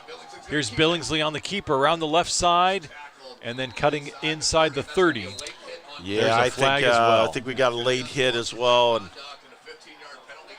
and now some pushing and shoving, something you never want to see. No, we got both respected teams here, always playing hard against each other, but you don't want that. So the referees will sort it out. I did not see any additional flags thrown after the play. Able to get control and get the teams to their sidelines.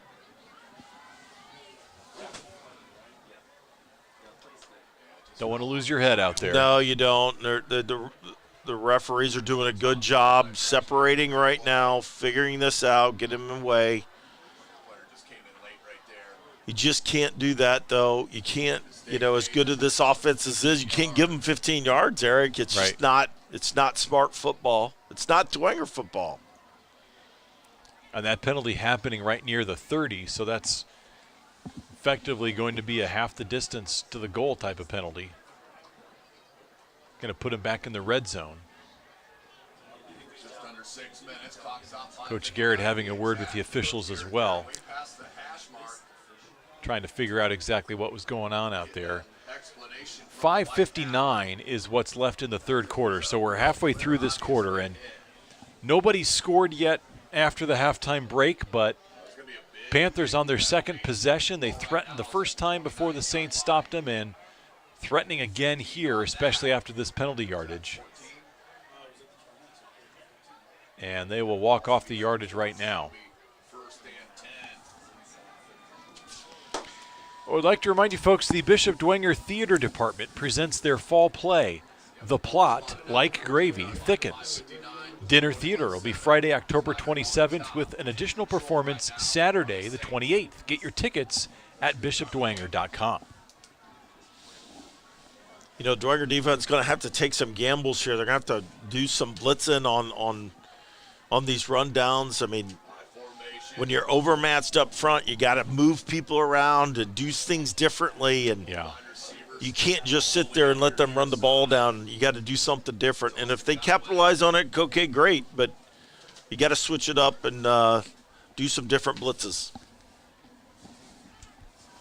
Maybe try to clog the middle. Buchanan's done a lot of his damage right in the middle, that heart of that defense.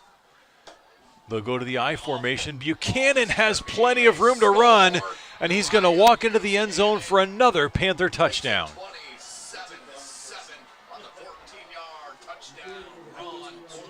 Uriah Buchanan from 14 yards out finds the end zone, and yet again we see one of those runs, Kevin, right through the middle, barely touched on his way into the end zone. Again, we're just overmatched on the offensive line. I mean, the defensive line, and just huge holes for Buchanan to run through. Lining up for the PAT, and the Saints will call a timeout. I'm not sure. Yeah, they'll take a moment to talk about that. So the Panthers, moments away, trying to go up 21 points here in this third quarter. And for the Saints, we've seen in this third quarter keeping things in the air mostly. They're just not having the success on the ground that they would like. But as you said, Kevin, I would love to try to see some deep balls to Minix, some jump balls for Lehrman, kind of the things that they try to sprinkle in throughout the game. You're at a point now where you need to start making something happen in big chunks. Right. So why not try to throw the ball off to one of your big playmakers? You almost got to maybe go into a 2-minute offense just to see if you can generate some momentum and change it up a little bit instead of going back. Now I know if you don't succeed, right, you give the ball right back over. But you're down 3 scores, you're going to have to switch it up something to try to make something happen. Yeah. And still another delay before they can get this PAT off. Lined up and ready to go, Chase Wennemar, the senior kicker. They come through there, get their hands on it. They've been close. They have. That one is blocked. Nice job by the Saints. Yeah. Xavier diving and laying out, getting a piece of that football, and that'll keep it at a 20-point spread, 27-7, with 5:52 to go in the third quarter. We'll step aside. You're watching Bishop Dwenger football on the Saints Sports Network. The Bishop Dwenger Spirit Shop is your home for all official saintly swag. With new items arriving weekly, the Spirit Shop has something for everyone. From uniforms and accessories to gifts and game gear, the Spirit Shop can outfit the entire Dwenger family for any season. Located on campus in the gymnasium, we are open Wednesdays from 10 a.m. to 2 p.m. and 3 p.m. to 6 p.m. or online anytime. Support your Saints in style and visit the Bishop Dwenger Spirit Shop.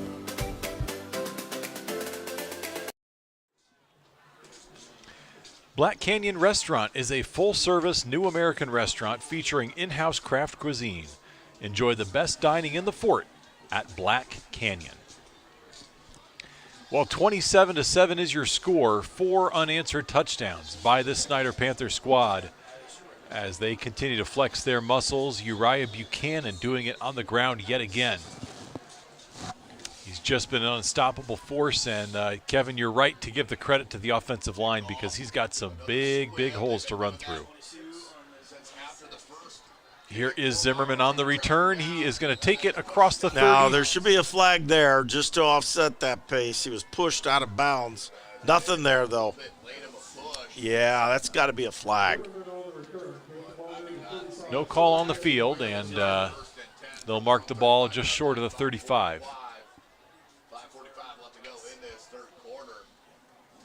You'll see what they do here if they go back to Lehrman and try to get Minix again involved in this into this offense.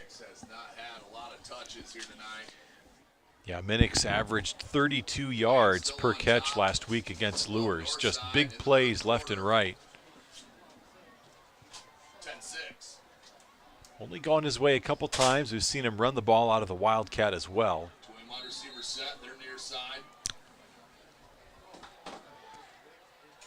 Here's the eye. Springer on the rollout. Hits the tight end Stegmeyer across the 35 and dragging the defender up to the 40. Really good play. We don't pass usually out of the I formation, and they brought both receivers to the short side, and Stegmeyer snuck out of there.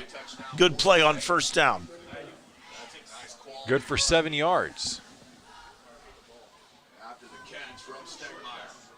Saints down 3 scores, so they've still got time to be playing those short pass plays. It's going to be a reverse. Minix cutting back inside and trying to make a man miss. Panthers defense was ready for it, and they stop him for no gain. No, that's good defense by Snider, but I like the call play. You're trying to get Carter Minix into the game, and I love the play call, and that could help us down the road, Eric, is practicing that out here, or not practicing, running it in a game situation, and if we see the opportunity in future games, we'll use it. Keeps them honest. 3rd and 3 now. The Saints need the 43-yard line. Springer showing some pressure. It's going to be a handoff through the middle. Looked like he was going to get first down yardage and then driven backwards. Yeah, looked like he was going to soar ahead for the first down, and I'm sure Coach will go for it here. 4th and short. And Shefferly on the carry. Try to keep it going, Looked like Brandon Logan was there. Came up to make the stop. 4th and 1.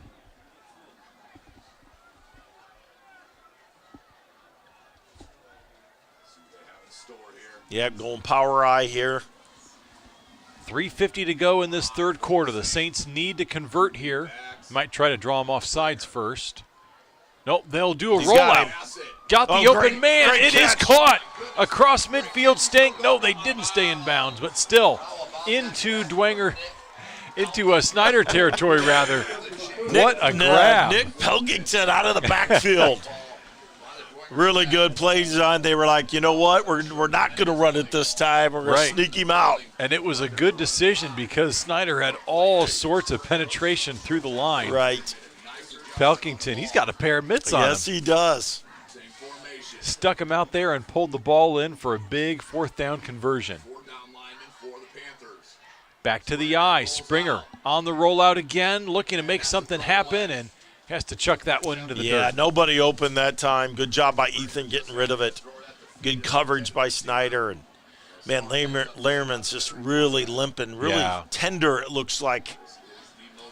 You wonder about, the long-term health. Is it best to keep him in there? Is it better to get someone else? Right. You don't want to get him injured for, the postseason push. But we leave those decisions up to the coaching staff. That's exactly medical right. staff knows what type of condition he's in. So if he's out there, he's safe to play. Springer this time on the delay. Knipschier, again, looked like there was going to be some room to rumble. Instead, only a yard. Yeah, now on that draw play, you really got to hold your block for a long time. And if he it's hard, the vision, but if he cuts right, there's a lane there. But good job by the Snider defense. I like the play call, though. Really, when you got a aggressive defense like that, those draw plays really can work. Only a gain of 1 on the play. 3rd and 9. Springer's got time. Fires it into the flats, and again, just off the fingertips of Garrett. I know he wouldn't have had a first down, but it sure would have made the 4th down a lot shorter. Yeah, and that throw was a little bit wide. Pretty hot to handle. Garrett can't pull it in, and now it's going to be 4th and 9. 2:53 on the clock in this third quarter. Spotted at the 42 still. Excuse me, 47. Saints need to get to the 38-yard line for a first down. They come out with 4 wides. Here's Springer. They pick up the blitz. Got Minix down the sideline. Got it. Yeah, he got it. Pulls it in inside the 30 down to the 25. Really good stop and go. Good pump fake by Ethan and good connection to Carter Minix. 2 big 4th down conversions on this drive, and they keep the ball going down to the 25-yard line now. If you're the Saints, if you can punch one in here before the end of the fourth quarter, keep it a 2-score game. Feel pretty good about being within striking distance. First things first, you got to keep picking up these first downs. Pressure coming through. Springer to Minix. It is picked off. Intercepted at the 2-yard line and back the other way. Wow. Oh, good offense, better defense. That was a heck of a play by number 20. Yep, Jamarian Koligbody. That was a play where Minix was open. The throw was there, and one of those players made the play on the ball.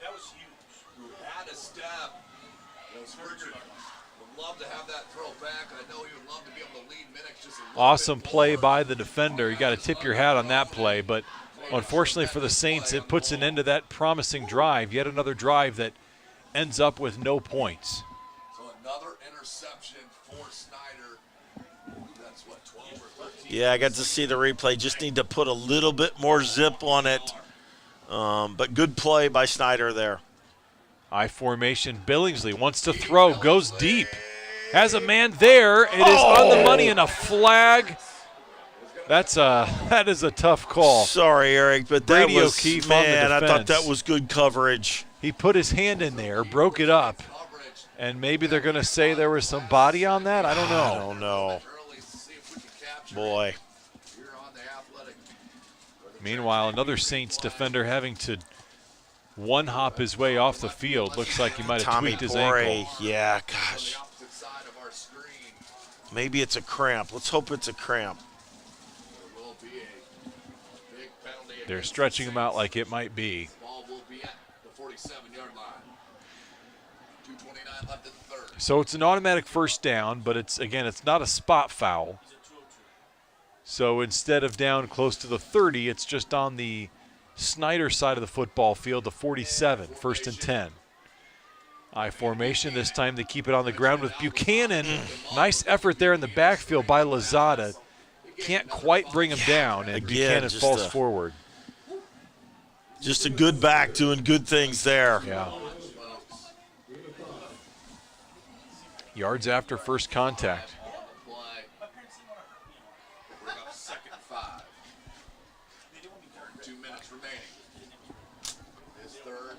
2 minutes on the clock. 2nd and 5 facing the Panthers. Looks like they're bringing some pressure. They stick with the eye. And There we Billingsley, go. that Good. time, Buchanan's taken down in the backfield. It is Christian Lozada yet again. Good job by the Saints. They brought some pressure there right at the end, and good tackle for loss.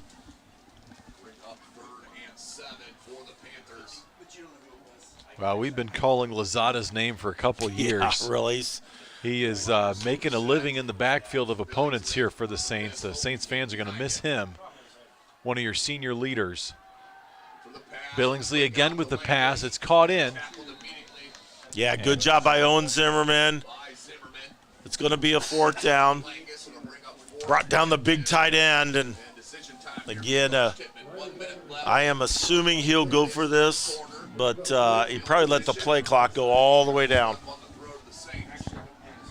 Going to be 4th and 2, and they'll exchange some personnel in here.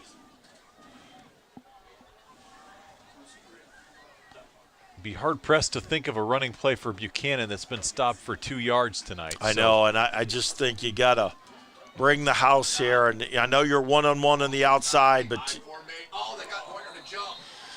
and then we're undisciplined.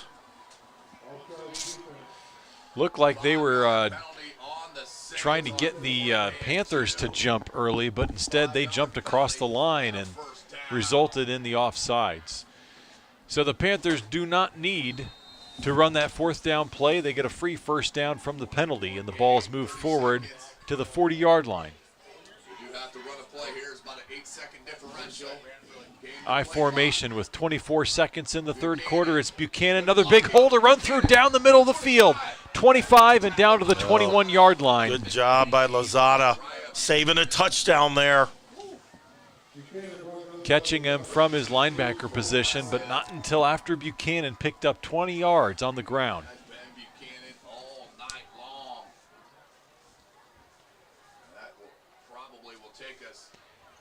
And as we tick inside 10 seconds to go, that's going to be the last play of the 3rd quarter. So with 1 quarter to go, Snider in control, 27-7, and on the move yet again. 4th quarter up after this. You're watching Bishop Dwenger football on the Saints Sports Network. Worco was founded in the late 1960s by my grandfather and a couple of his business associates, and my dad was the president from 1977 till 2010. Our philosophy is if you're not moving forward, then you're going to get left behind. For that reason, we became the pioneers of robotic orbital TIG welding, automated pressure welding.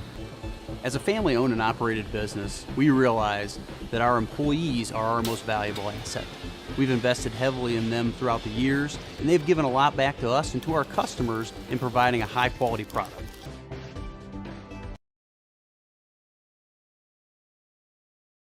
Back at Shields Field, 4th quarter is set to go.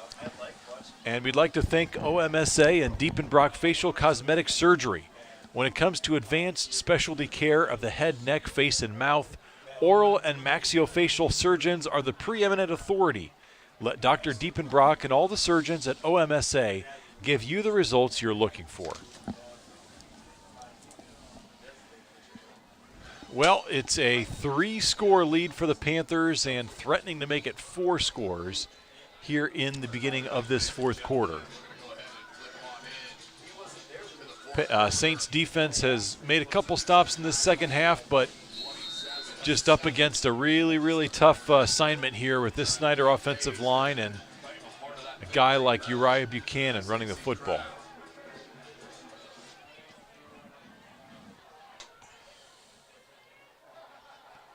Panthers back to that I formation and another handoff to, wow, how about that sidestep there by Buchanan. Picks up about 7 yards. He has tremendous vision, Eric. He's just not a straight-ahead runner, man. He has been able to cut, move where the opening is. Not going to find any better. Yeah, no hesitation. And he makes it look so easy, effortless. 2nd and 3 after the pickup by Buchanan. This time Billingsley rolls out, got some pressure. Can he get away? Trying to get rid of this football, spun around, and then finally taken down in the backfield. Took about 5 Saints. A tough cookie he is. Yeah. Good job by the Saints, though, putting pressure on him, making him earn it. Big 3rd down here. Yeah, no quitting the Saints on that play. You know, sometimes when you see one of your teammates going in, some other teammates hesitate because they think, oh, he's got it. But they just kept all coming in. And by the time the 5th defender got there, they brought him down. Buchanan hits the hole. They love that play, and Saints stop it there. They do. It's going to be 4th down. Needed 5 yards, got about 2. So 4th down, they are in field goal range, I believe. Yeah, they're going to kick it. Yes, they are. Well, let's get some special teams magic. We did this once before with a blocked field goal and a return touchdown. Yep, did it against Carroll. And we've already blocked an extra point here tonight. So this will be kicked from the 22, 32-yard attempt. Kick is up. Line drive. Does it sneak through? Good. It does Good not. job. Saints break, or bend, but don't break. Big hold there. The Saints are still alive. They're facing an uphill battle, but prevent points from going on the board there. And the Panthers still lead by 20. 27-7 here with 9:51 to go in this 4th quarter. Well, rooted in the Catholic and Franciscan traditions of faith and reason, the University of St. Francis engages a diverse community in learning, leadership, and service. St. Francis is a proud supporter of Saints athletics. Well, we'll see if Springer and the offense can get things going. Again, they scored on their opening possession of the ball game and have been shut out ever since. They've had a number of drives into Snider territory, but nothing to show for it. Last pass was intercepted. This time trying to keep it on the ground. Gets rid of the football and leaves it short for Minix. There's a flag. See if he passed the line of scrimmage. They're going to say, I think he threw from the 21. Boy, that was close. It was. Man. But he's right there. Line judge is right there.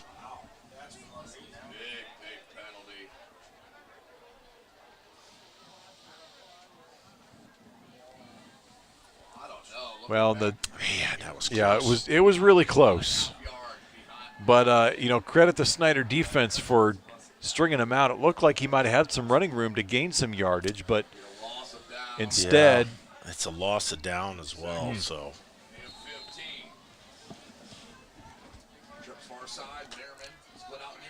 2nd and 15, 3 wideouts to the top. There they run go. the counter play again. A little bit of running room, and the Snider defense was there. And Gus Tippmann tripping up by the turf monster. Man, it looked like a big hole there, and the speed of the Snider defense just closed in on that really quickly. Well, it tells you how good the defense is when Dwenger gets a gain of 2 yards, and it looks like a big gain. I know. It just looked like a big hole, and then it wasn't. That's the kind of night it's been for that Snider defensive front. Here is 3rd and 13. Springer on the rollout, trying to wait something to happen. He's going to step through the middle and try to get what yardage he can. There's just nobody open. Yep. Good job by Ethan not throwing it, throwing an interception there. There's nothing you can do. You just got to eat it and take your lumps and depend on your defense here. Coach Garrett electing to punt this one away, 4th and long and deep in your own territory. So here's Aguirre, gets this one away. Get a good bounce. And that one off the side of his foot. Yeah, not a good punt Traveled there. all the way onto the track over the head of the Snider sideline. So they're going to mark the ball at the 25. Not much net gain at all there. No, that wasn't his best. He's been very good for us this year, but that wasn't a good one there. So I think a 7-yard punt. Panthers take over at the 25-yard line. I'll give you 7 clues on who's going to get the ball here on first down. Numbers 1. There's Billingsley. 8:31 on the clock in this fourth quarter. Here's Buchanan through the middle. Shiftiness and power all the way down to the 15-yard line.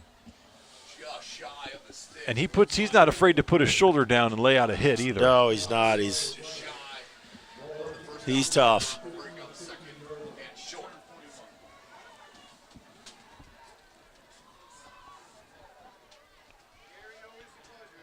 Well, Bishop Dwenger had the upper hand in the rushing department last week against Lures. Here's Buchanan again, string it outside, inside the 10, the 5. Knocked out of bounds. We got a hold. Yeah, we do. Yeah. That'll be coming back, but last week against Lures, Bishop Dwenger outrushed him 243-37. Normally you win that game. Yeah. And Bishop Lures only was averaging about 1.5 yards per carry. But unfortunately, on the last play of the game, all they needed was 1.5 yards.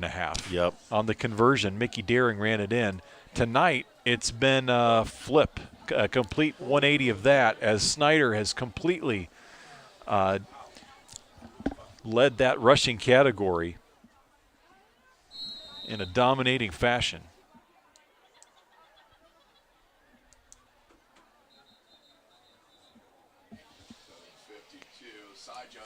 So after the not penalty, sure what's going on there? Something's. We got a huddle with the stripes. Yeah. Gives us a chance to remind you that the 2024 Bishop Dwenger Yearbook is available to order at bdyearbook.com for $70. Order by the end of December.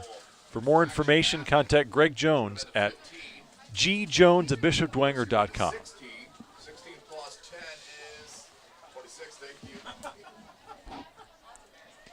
So they're going to have a conversation about where this football should be. And it looks like they move it back 1 yard to the 26.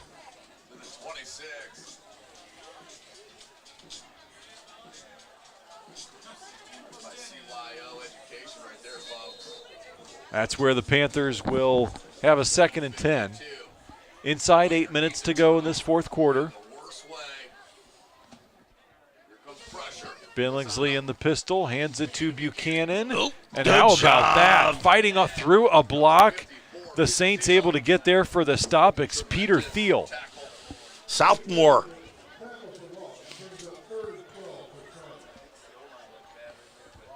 Brings up a 3rd and 12 as these Saints continue to fight on defense. They're battling. Yep, trying to keep their offense in the game. And now facing a 3rd and 12.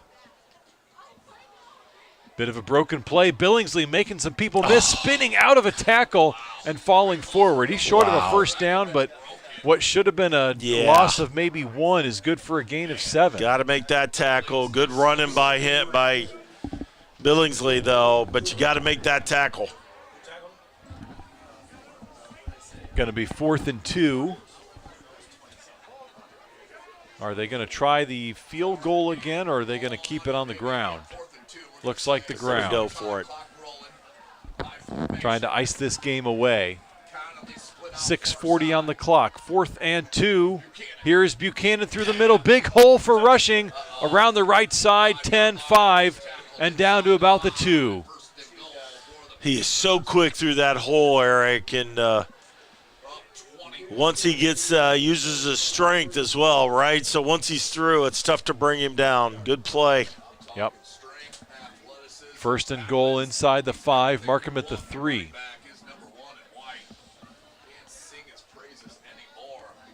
East Noble's up 31-7 right now, Eric. And Wayne's up on Northside 17-14. Inside handoff, that's good for a touchdown. Put 6 more on the board for the Panthers. Yeah, Rohrbrocker coming in at fullback and gets a fullback dive. So rewarding him for all the work he Yeah. does on defense. He's their leading tackler. And how about this? He's closing in on the school record for tackles. That's how good he has been for years. You think about all the good linebackers they have had over the years at Snider, and that's quite an accomplishment. School record currently held by none other than Brandon Logan, the dad of current Panther Brandon How about Logan. that? Oh. Bit of a bobble there on the snap, and the PAT is no good. So your score remains 33-7, but 6 more points on the board for the Panthers. For the Panthers. Yep. Thank you, Kevin. Yeah. Appreciate the correction there. And with 6:09 on the clock, Saints are finding their way deep in this hole tonight. There was a late flag on the field. Yeah, I think it's unsportsmanlike against the Snider Panthers.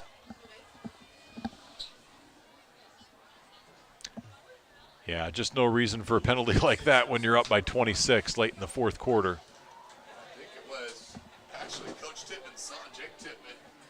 So that will be a penalty against the Panthers. Meantime, we'd like to thank Salvatore's Italian Eatery, the official pasta party sponsor of Saints Athletics. In case you didn't know that was a thing, it is.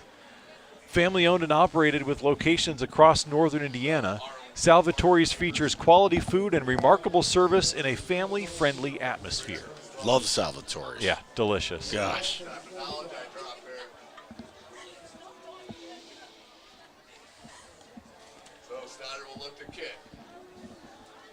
Well, the penalty yardage will be assessed here on the kickoff.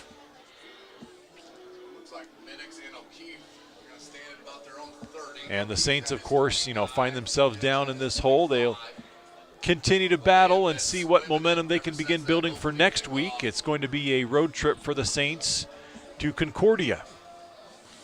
The Cadets still winless on the year. And always love going back to Zollner. Yeah, it brings it back is. great memories. For years, the Saints played there, and prior to that, they played at Northside, Eric. Wow. When they first started. That's tough for me to envision right there. How about this return all the way through the middle? Brady O'Keefe inside the 35-30, down the sideline, and trying to find his way inside the 10. Way to go, Brady O'Keefe. Keep it going. Saints never quitting. And with 5:58 left in the ball game, O'Keefe has set up the offense with a 1st and goal at the 5-yard line. Yeah, Coach Shipman's not going to be happy about that. You get an unsportsmanlike conduct on a extra point, and then a short field, right, and then a return. Yeah. Well, it was a line drive, a laser kick, and O'Keefe, when he got it,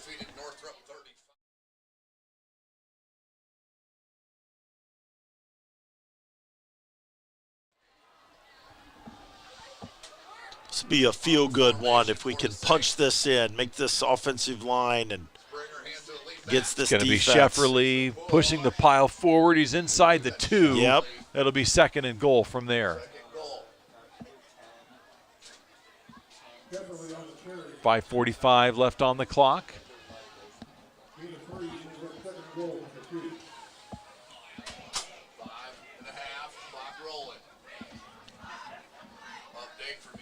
Saints trying to continue to build some momentum here.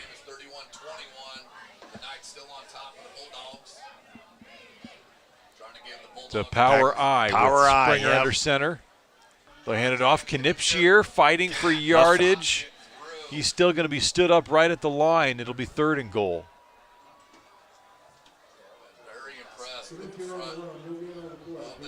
That Snider defense just has not. Tough. They're tough. Yeah. Have not given any leeway since that opening drive.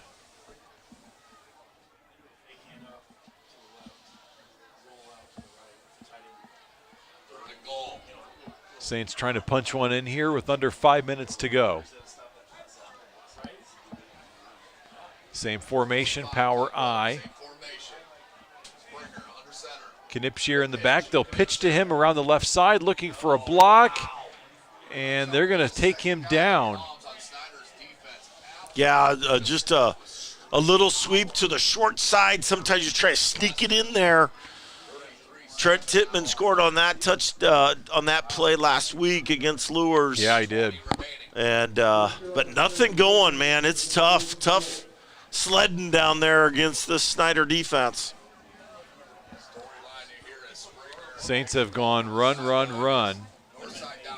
And, of course, you don't have your top running back right now. So you'd love to have a Trent Tittman on a 4th and goal from the 2. Right.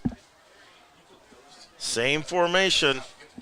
Springer tries to sneak it in himself. I think he got it. It's got to have that. The whole pile's in the end zone. There we go. Touchdown. Yeah. Every single player was in the end zone. Had to be a touchdown. And that's, I would say, the best push their offensive line has had the whole night on that play. Really good. Well, it took them 4 plays that they got it in there. But they got it in there. Saints find the end zone, 13 points on the board. And Ethan Springer with his 2nd rushing touchdown of the season.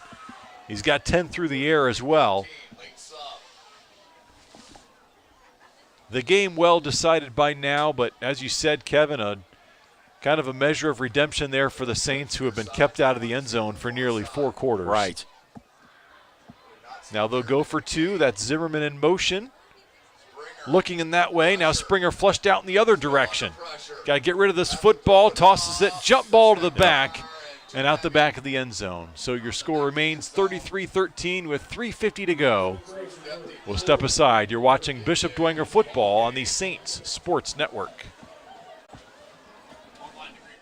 Tittman Group is a family-owned business that's proud to call Fort Wayne home. We build cold storage facilities all around the United States, run one of the largest cold storage companies in the nation, and lease office space in Fort Wayne, like inside the Lincoln Tower. Hi, I'm John Tittman, president of Tittman Group, and our family has been part of the Bishop Dwenger family for many years. We are a proud supporter of Dwenger Athletics. Go Saints!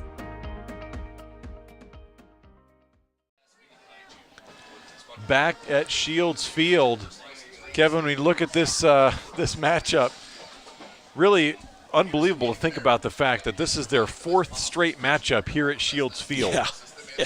4 meetings in a row between these two teams, all hosted by the Saints. Just the way it shook out. Of course, they played in sectionals in 2021 here at Shields Field. And then last year, regular season meeting here at Shields Field. Then they met up again in sectionals, and by the luck of the draw, the Saints were home in that one as well. And then with the new SAC alignment this year, everything was reset, and they got another home game. So 4 in a row for the Saints, but unfortunately for Bishop Dwenger, not coming out on the winning side in all but one of those. Here's another onside kick attempt. It bounces high. It is recovered by Lehrman. Beautiful and he takes it down the sideline. Beautiful execution. Great kick. Had a bouncy ball there, and that is exactly how you draw it up. Snider Panther could not handle it. Popped up. Lehrman took it almost in stride. He was the last guy on that line, the one to make it through, and it bounced up right into his hands. And he's got a big stride, too. Now you wonder if the Saints had been able to convert on maybe just one of those earlier drives. Right. They've got the ball. They're still down 3 scores.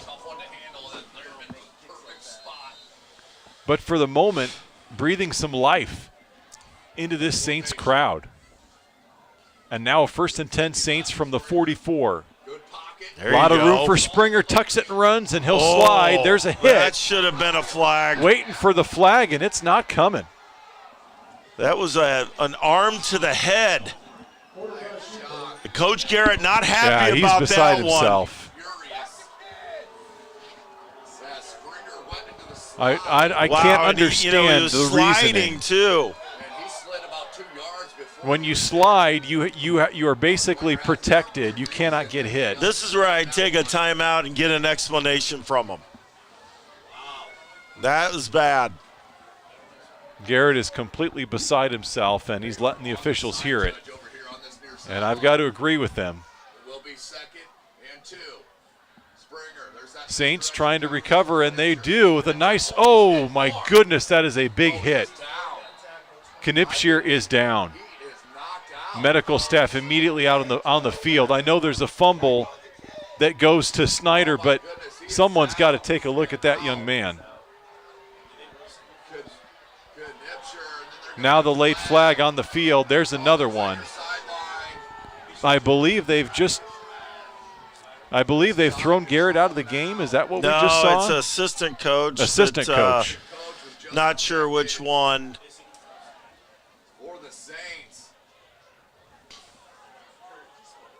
Well, it was an absolute huge hit that knocked Knipscher down, and I could tell right away the way he fell to the turf.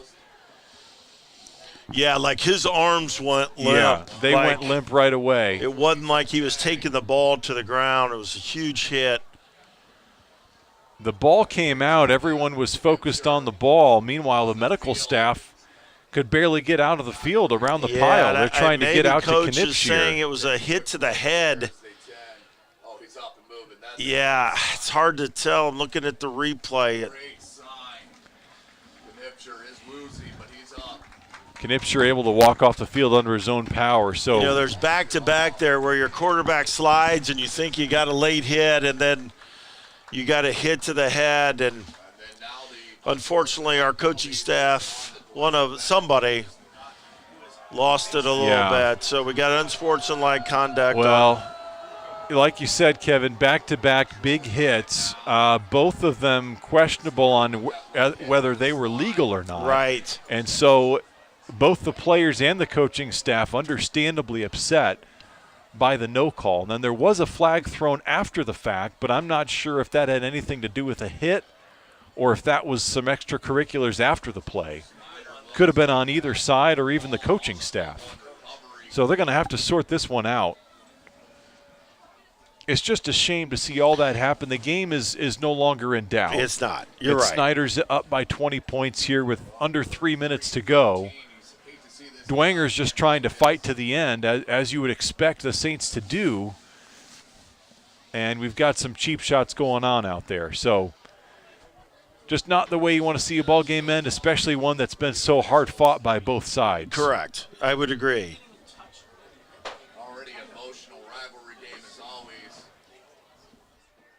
So they continue to have a word with Coach Garrett here as they sort this out.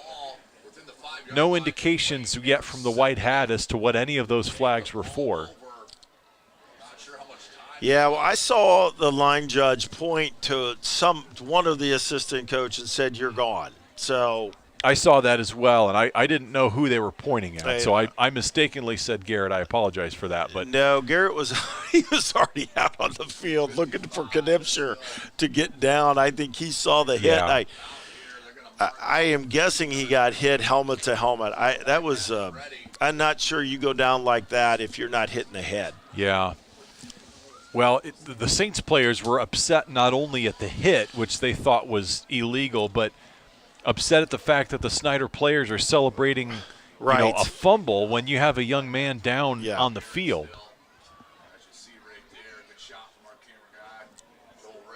So a lot of emotions on both sides, and understandable. You just hate to see the emotions come out like that. So Coach Garrett's going to slowly walk back to his sideline. Well, in either case, right, doesn't matter if you're a head coach or an assistant coach, those are the times where you need to have your head, right? Yeah. You don't want your players getting upset, right, and running on the field and doing something, and that's where you got to hold your head and you got to be the leader. And that's unfortunate. But they never there were two different flags on the same coach. Unsportsmanlike conduct is the call. Yeah, we believe that's on the coach, but it's really a tough pill to swallow, and the Saints fans are letting him hear it because, again, back-to-back big hits that were both borderline legal, and then the Saints are the ones that get flagged for it, for the unsportsmanlike. So Panthers take over at the Bishop Dwenger 38-yard line. Keep it on the ground. Ryan Groves. Good job, Ryan Groves. Excellent coming pursuit. up from a safety spot. And now we already got a couple. This is what can happen, right? Yep. Got to keep your head, keep your cool. Groves with a tackle for loss. Came into the game with a team high 42 tackles on the year. Tied with Lozada for team high honors. Yeah, he's just a junior too, so he'll have another year coming back.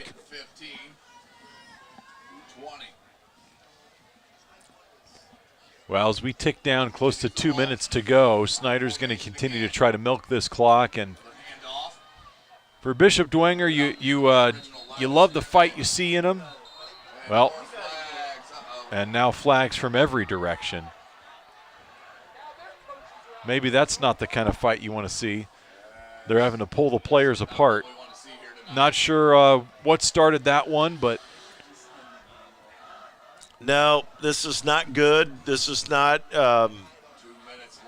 not good high school football. This is not what Snider does, nor Dwenger. Neither one. They're both well coached, and they expect discipline from their players, and this is not good for either team. yeah, and from their coaching staff as well. Both coaches have been out onto the field quite animated, arguing some calls here. It's going to be a personal foul against the Saints.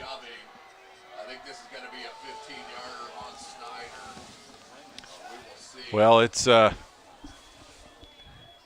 disappointing end of the game, and Coach Garrett is again incredulous at that call because it once again went against the Saints. I tell you one thing, Kevin, this is senior night at Shields Field. Tonight's supposed to be about the seniors, and you hate for any extracurriculars on the field to take away the focus on what's been a spectacular 4-year career for this senior class. And that's what I'd like to see the focus to remain on here.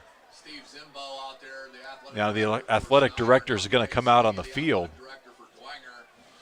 It's just not, in all the games, I mean, it's always been a heated rivalry, right? I mean, it's always been, this, but it's never got to a point where, you're going to end a game. I mean, they're going to end the game like this. That's what they're discussing right now, I'm sure. Do they just call the game? Because, it's at some point it's best just to keep these players apart, and that's unfortunately the way that these scrums have been going at the end of these plays. The ref's probably saying, I'm not sure we want to line them up against each other again. Yeah, But as I said, you don't want to take the focus away from what's been a great 4-year stretch for these seniors, guys like Carter Minix, Christian Lozada, 3-year contributors to the Saints varsity team. Trent Tittman, Toby Tittman, the captains on this team, Max Carey. A lot of names, a lot of guys that have been through a lot with this team, both on and off the field. Guys like John Paul Henry, Wyatt Tittman. And just unfortunate to see any game end like this, but especially a game that is supposed to be a showcase of your seniors, a way to go out, playing against your home fans one last time. And unfortunately, the reality is that's not what this game's going to be remembered for. No, it's not. And you're going to let the last 5 minutes ruin what has been a pretty damn good game. And it's unfortunate, it really is. Well, once they get this sorted out and the Panthers are going to walk away with a victory here, you've got to turn the page. If you're the Dwenger coaching staff, there's no doubt going to be some discipline in effect, I'm sure, on both teams, of course. But highlighting the Saints, you've got to live and learn from this, right? Not happy about the way you finished the game, maybe from an emotional perspective, but you like the way that your team fought on the football Yes. field Yes. to the end. And I think that's what you focus on, you build off, and if there's any other extracurriculars that need to be disciplined, Coach Garrett and the coaching staff will take care of that. But in the meantime, there's some positives to build off of on the football field as Dwenger heads into Week 9 next week. There's going to be running clock the remainder of the game. That's the announcement from the loudspeaker. So I guess that's the agreement that they came to with the athletic directors and the head coaches. Not sure that solves a whole lot. Maybe eliminates a play or two, but I think Snider just needs to take a knee and let's just get rid of this last 2 minutes. So the Saints are going to travel to Zollner to take on the Concordia Cadets. We mentioned Concordia winless on the year, so Saints will be heavily favored in that game. And again, it's just all about preparing for the postseason push. By next week, the Saints will know their fate. They'll know who they play. So not that you're going to overlook Concordia because you still want a game plan for that game, but in the back of your mind, the coaching staff can also start prepping for that sectional opener the following No Friday. doubt about it. Typically, and when you find out who your opponent is, you usually get a couple coaches, and they're already starting to break down that first sectional game. Then you got your other coaches working on the last game of the year. So, yeah, again, excitement for this Sunday to find out what's going on. And good job here by Snider, just going to kneel it down. Yeah, they'll let as much time off the play clock as they can. Still 15 seconds left. The clock's running inside 1:45. And again, running clock. This is third down.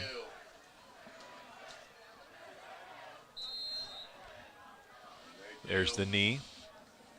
Bring up fourth down. The Panthers, meanwhile, they are going to host Wayne next week. So it'll be senior night for the Panthers against the Wayne Generals, a team that looked like they were on their way to victory tonight against the Legends.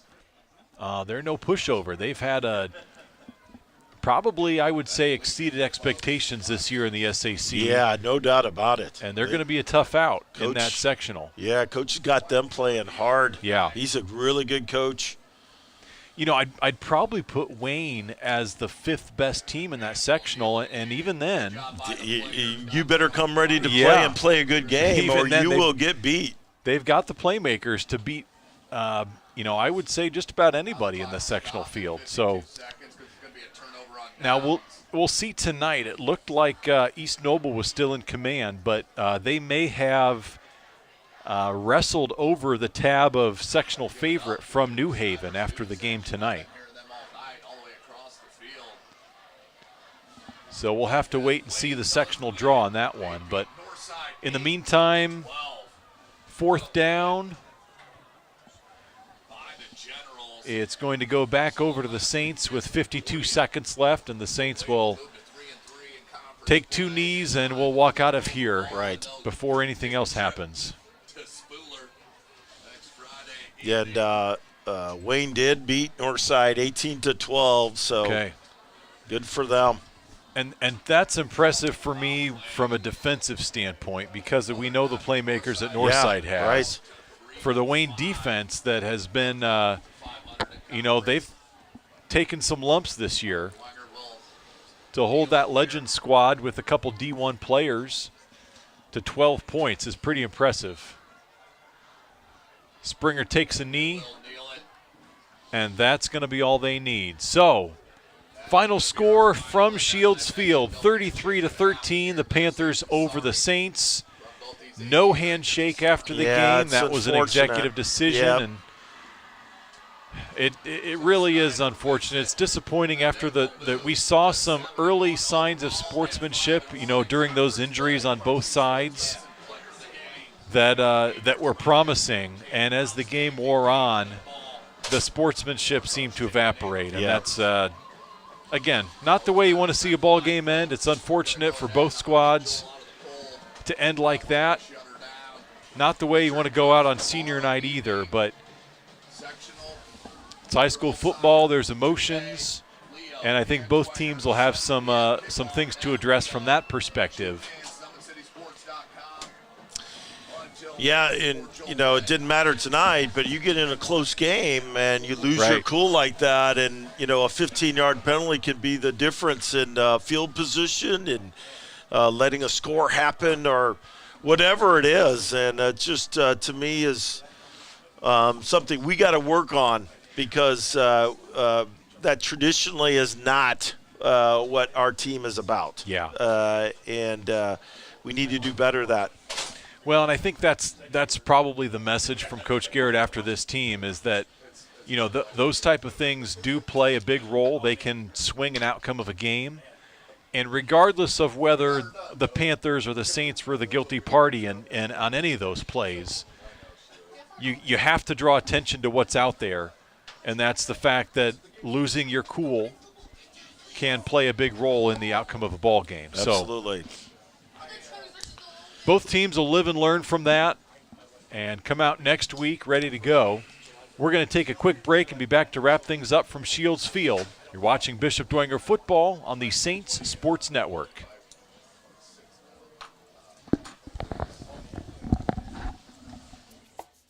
What if we told you there was a restaurant that combined live music and a casual patio experience with an unmatched dining experience? And what if we told you about the open kitchen, letting customers see the process, including the wood fire grill, which makes for the best steaks, seafood, ribs, and more, that goes so well with craft cocktails and perfect wine pairings? And what if I told you this restaurant was on DuPont Road in Fort Wayne? Black Canyon Restaurant. Let the experience begin. We are back at Shields Field. Final score 33-13. The Panthers over the Saints.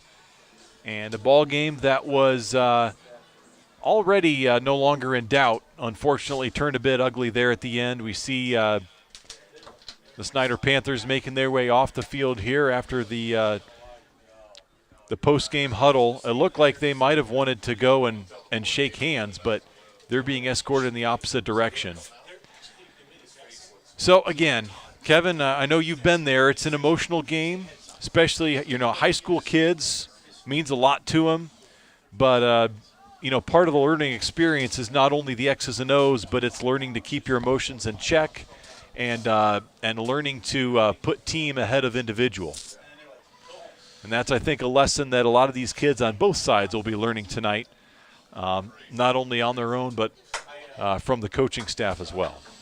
No doubt about it. This is life right here, Eric. You're going to have ups and downs, and you can't make it worse in the down by getting upset. Yeah, look for the positives tonight, but that was not a good ending to the game. And you battle and battle and battle, but at the end you go down the line and you shake people's hands and you move on, right? And it's unfortunate that this is the way that it ended. Well, I have no doubt that Coach Garrett is going to use it as a constructive tool to help build his team. Learning experience. Help build his young men as everything is. Everything's an opportunity to learn and to grow, and that's what Coach Garrett and his coaching staff is all about.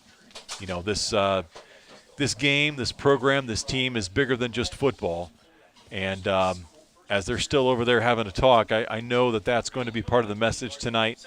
Learn from it, not only from how it can impact a football game, but as to how it can impact other people, other citizens. We're citizens of two worlds here at Dwenger. Yep. And ultimately, the way that you treat your opponents as well as your teammates is much more important than the end result on the football field. So lessons learned on both sides, and we have no doubt that Bishop Dwenger will come out not only ready to play next week, but also with a couple more lessons under their belt.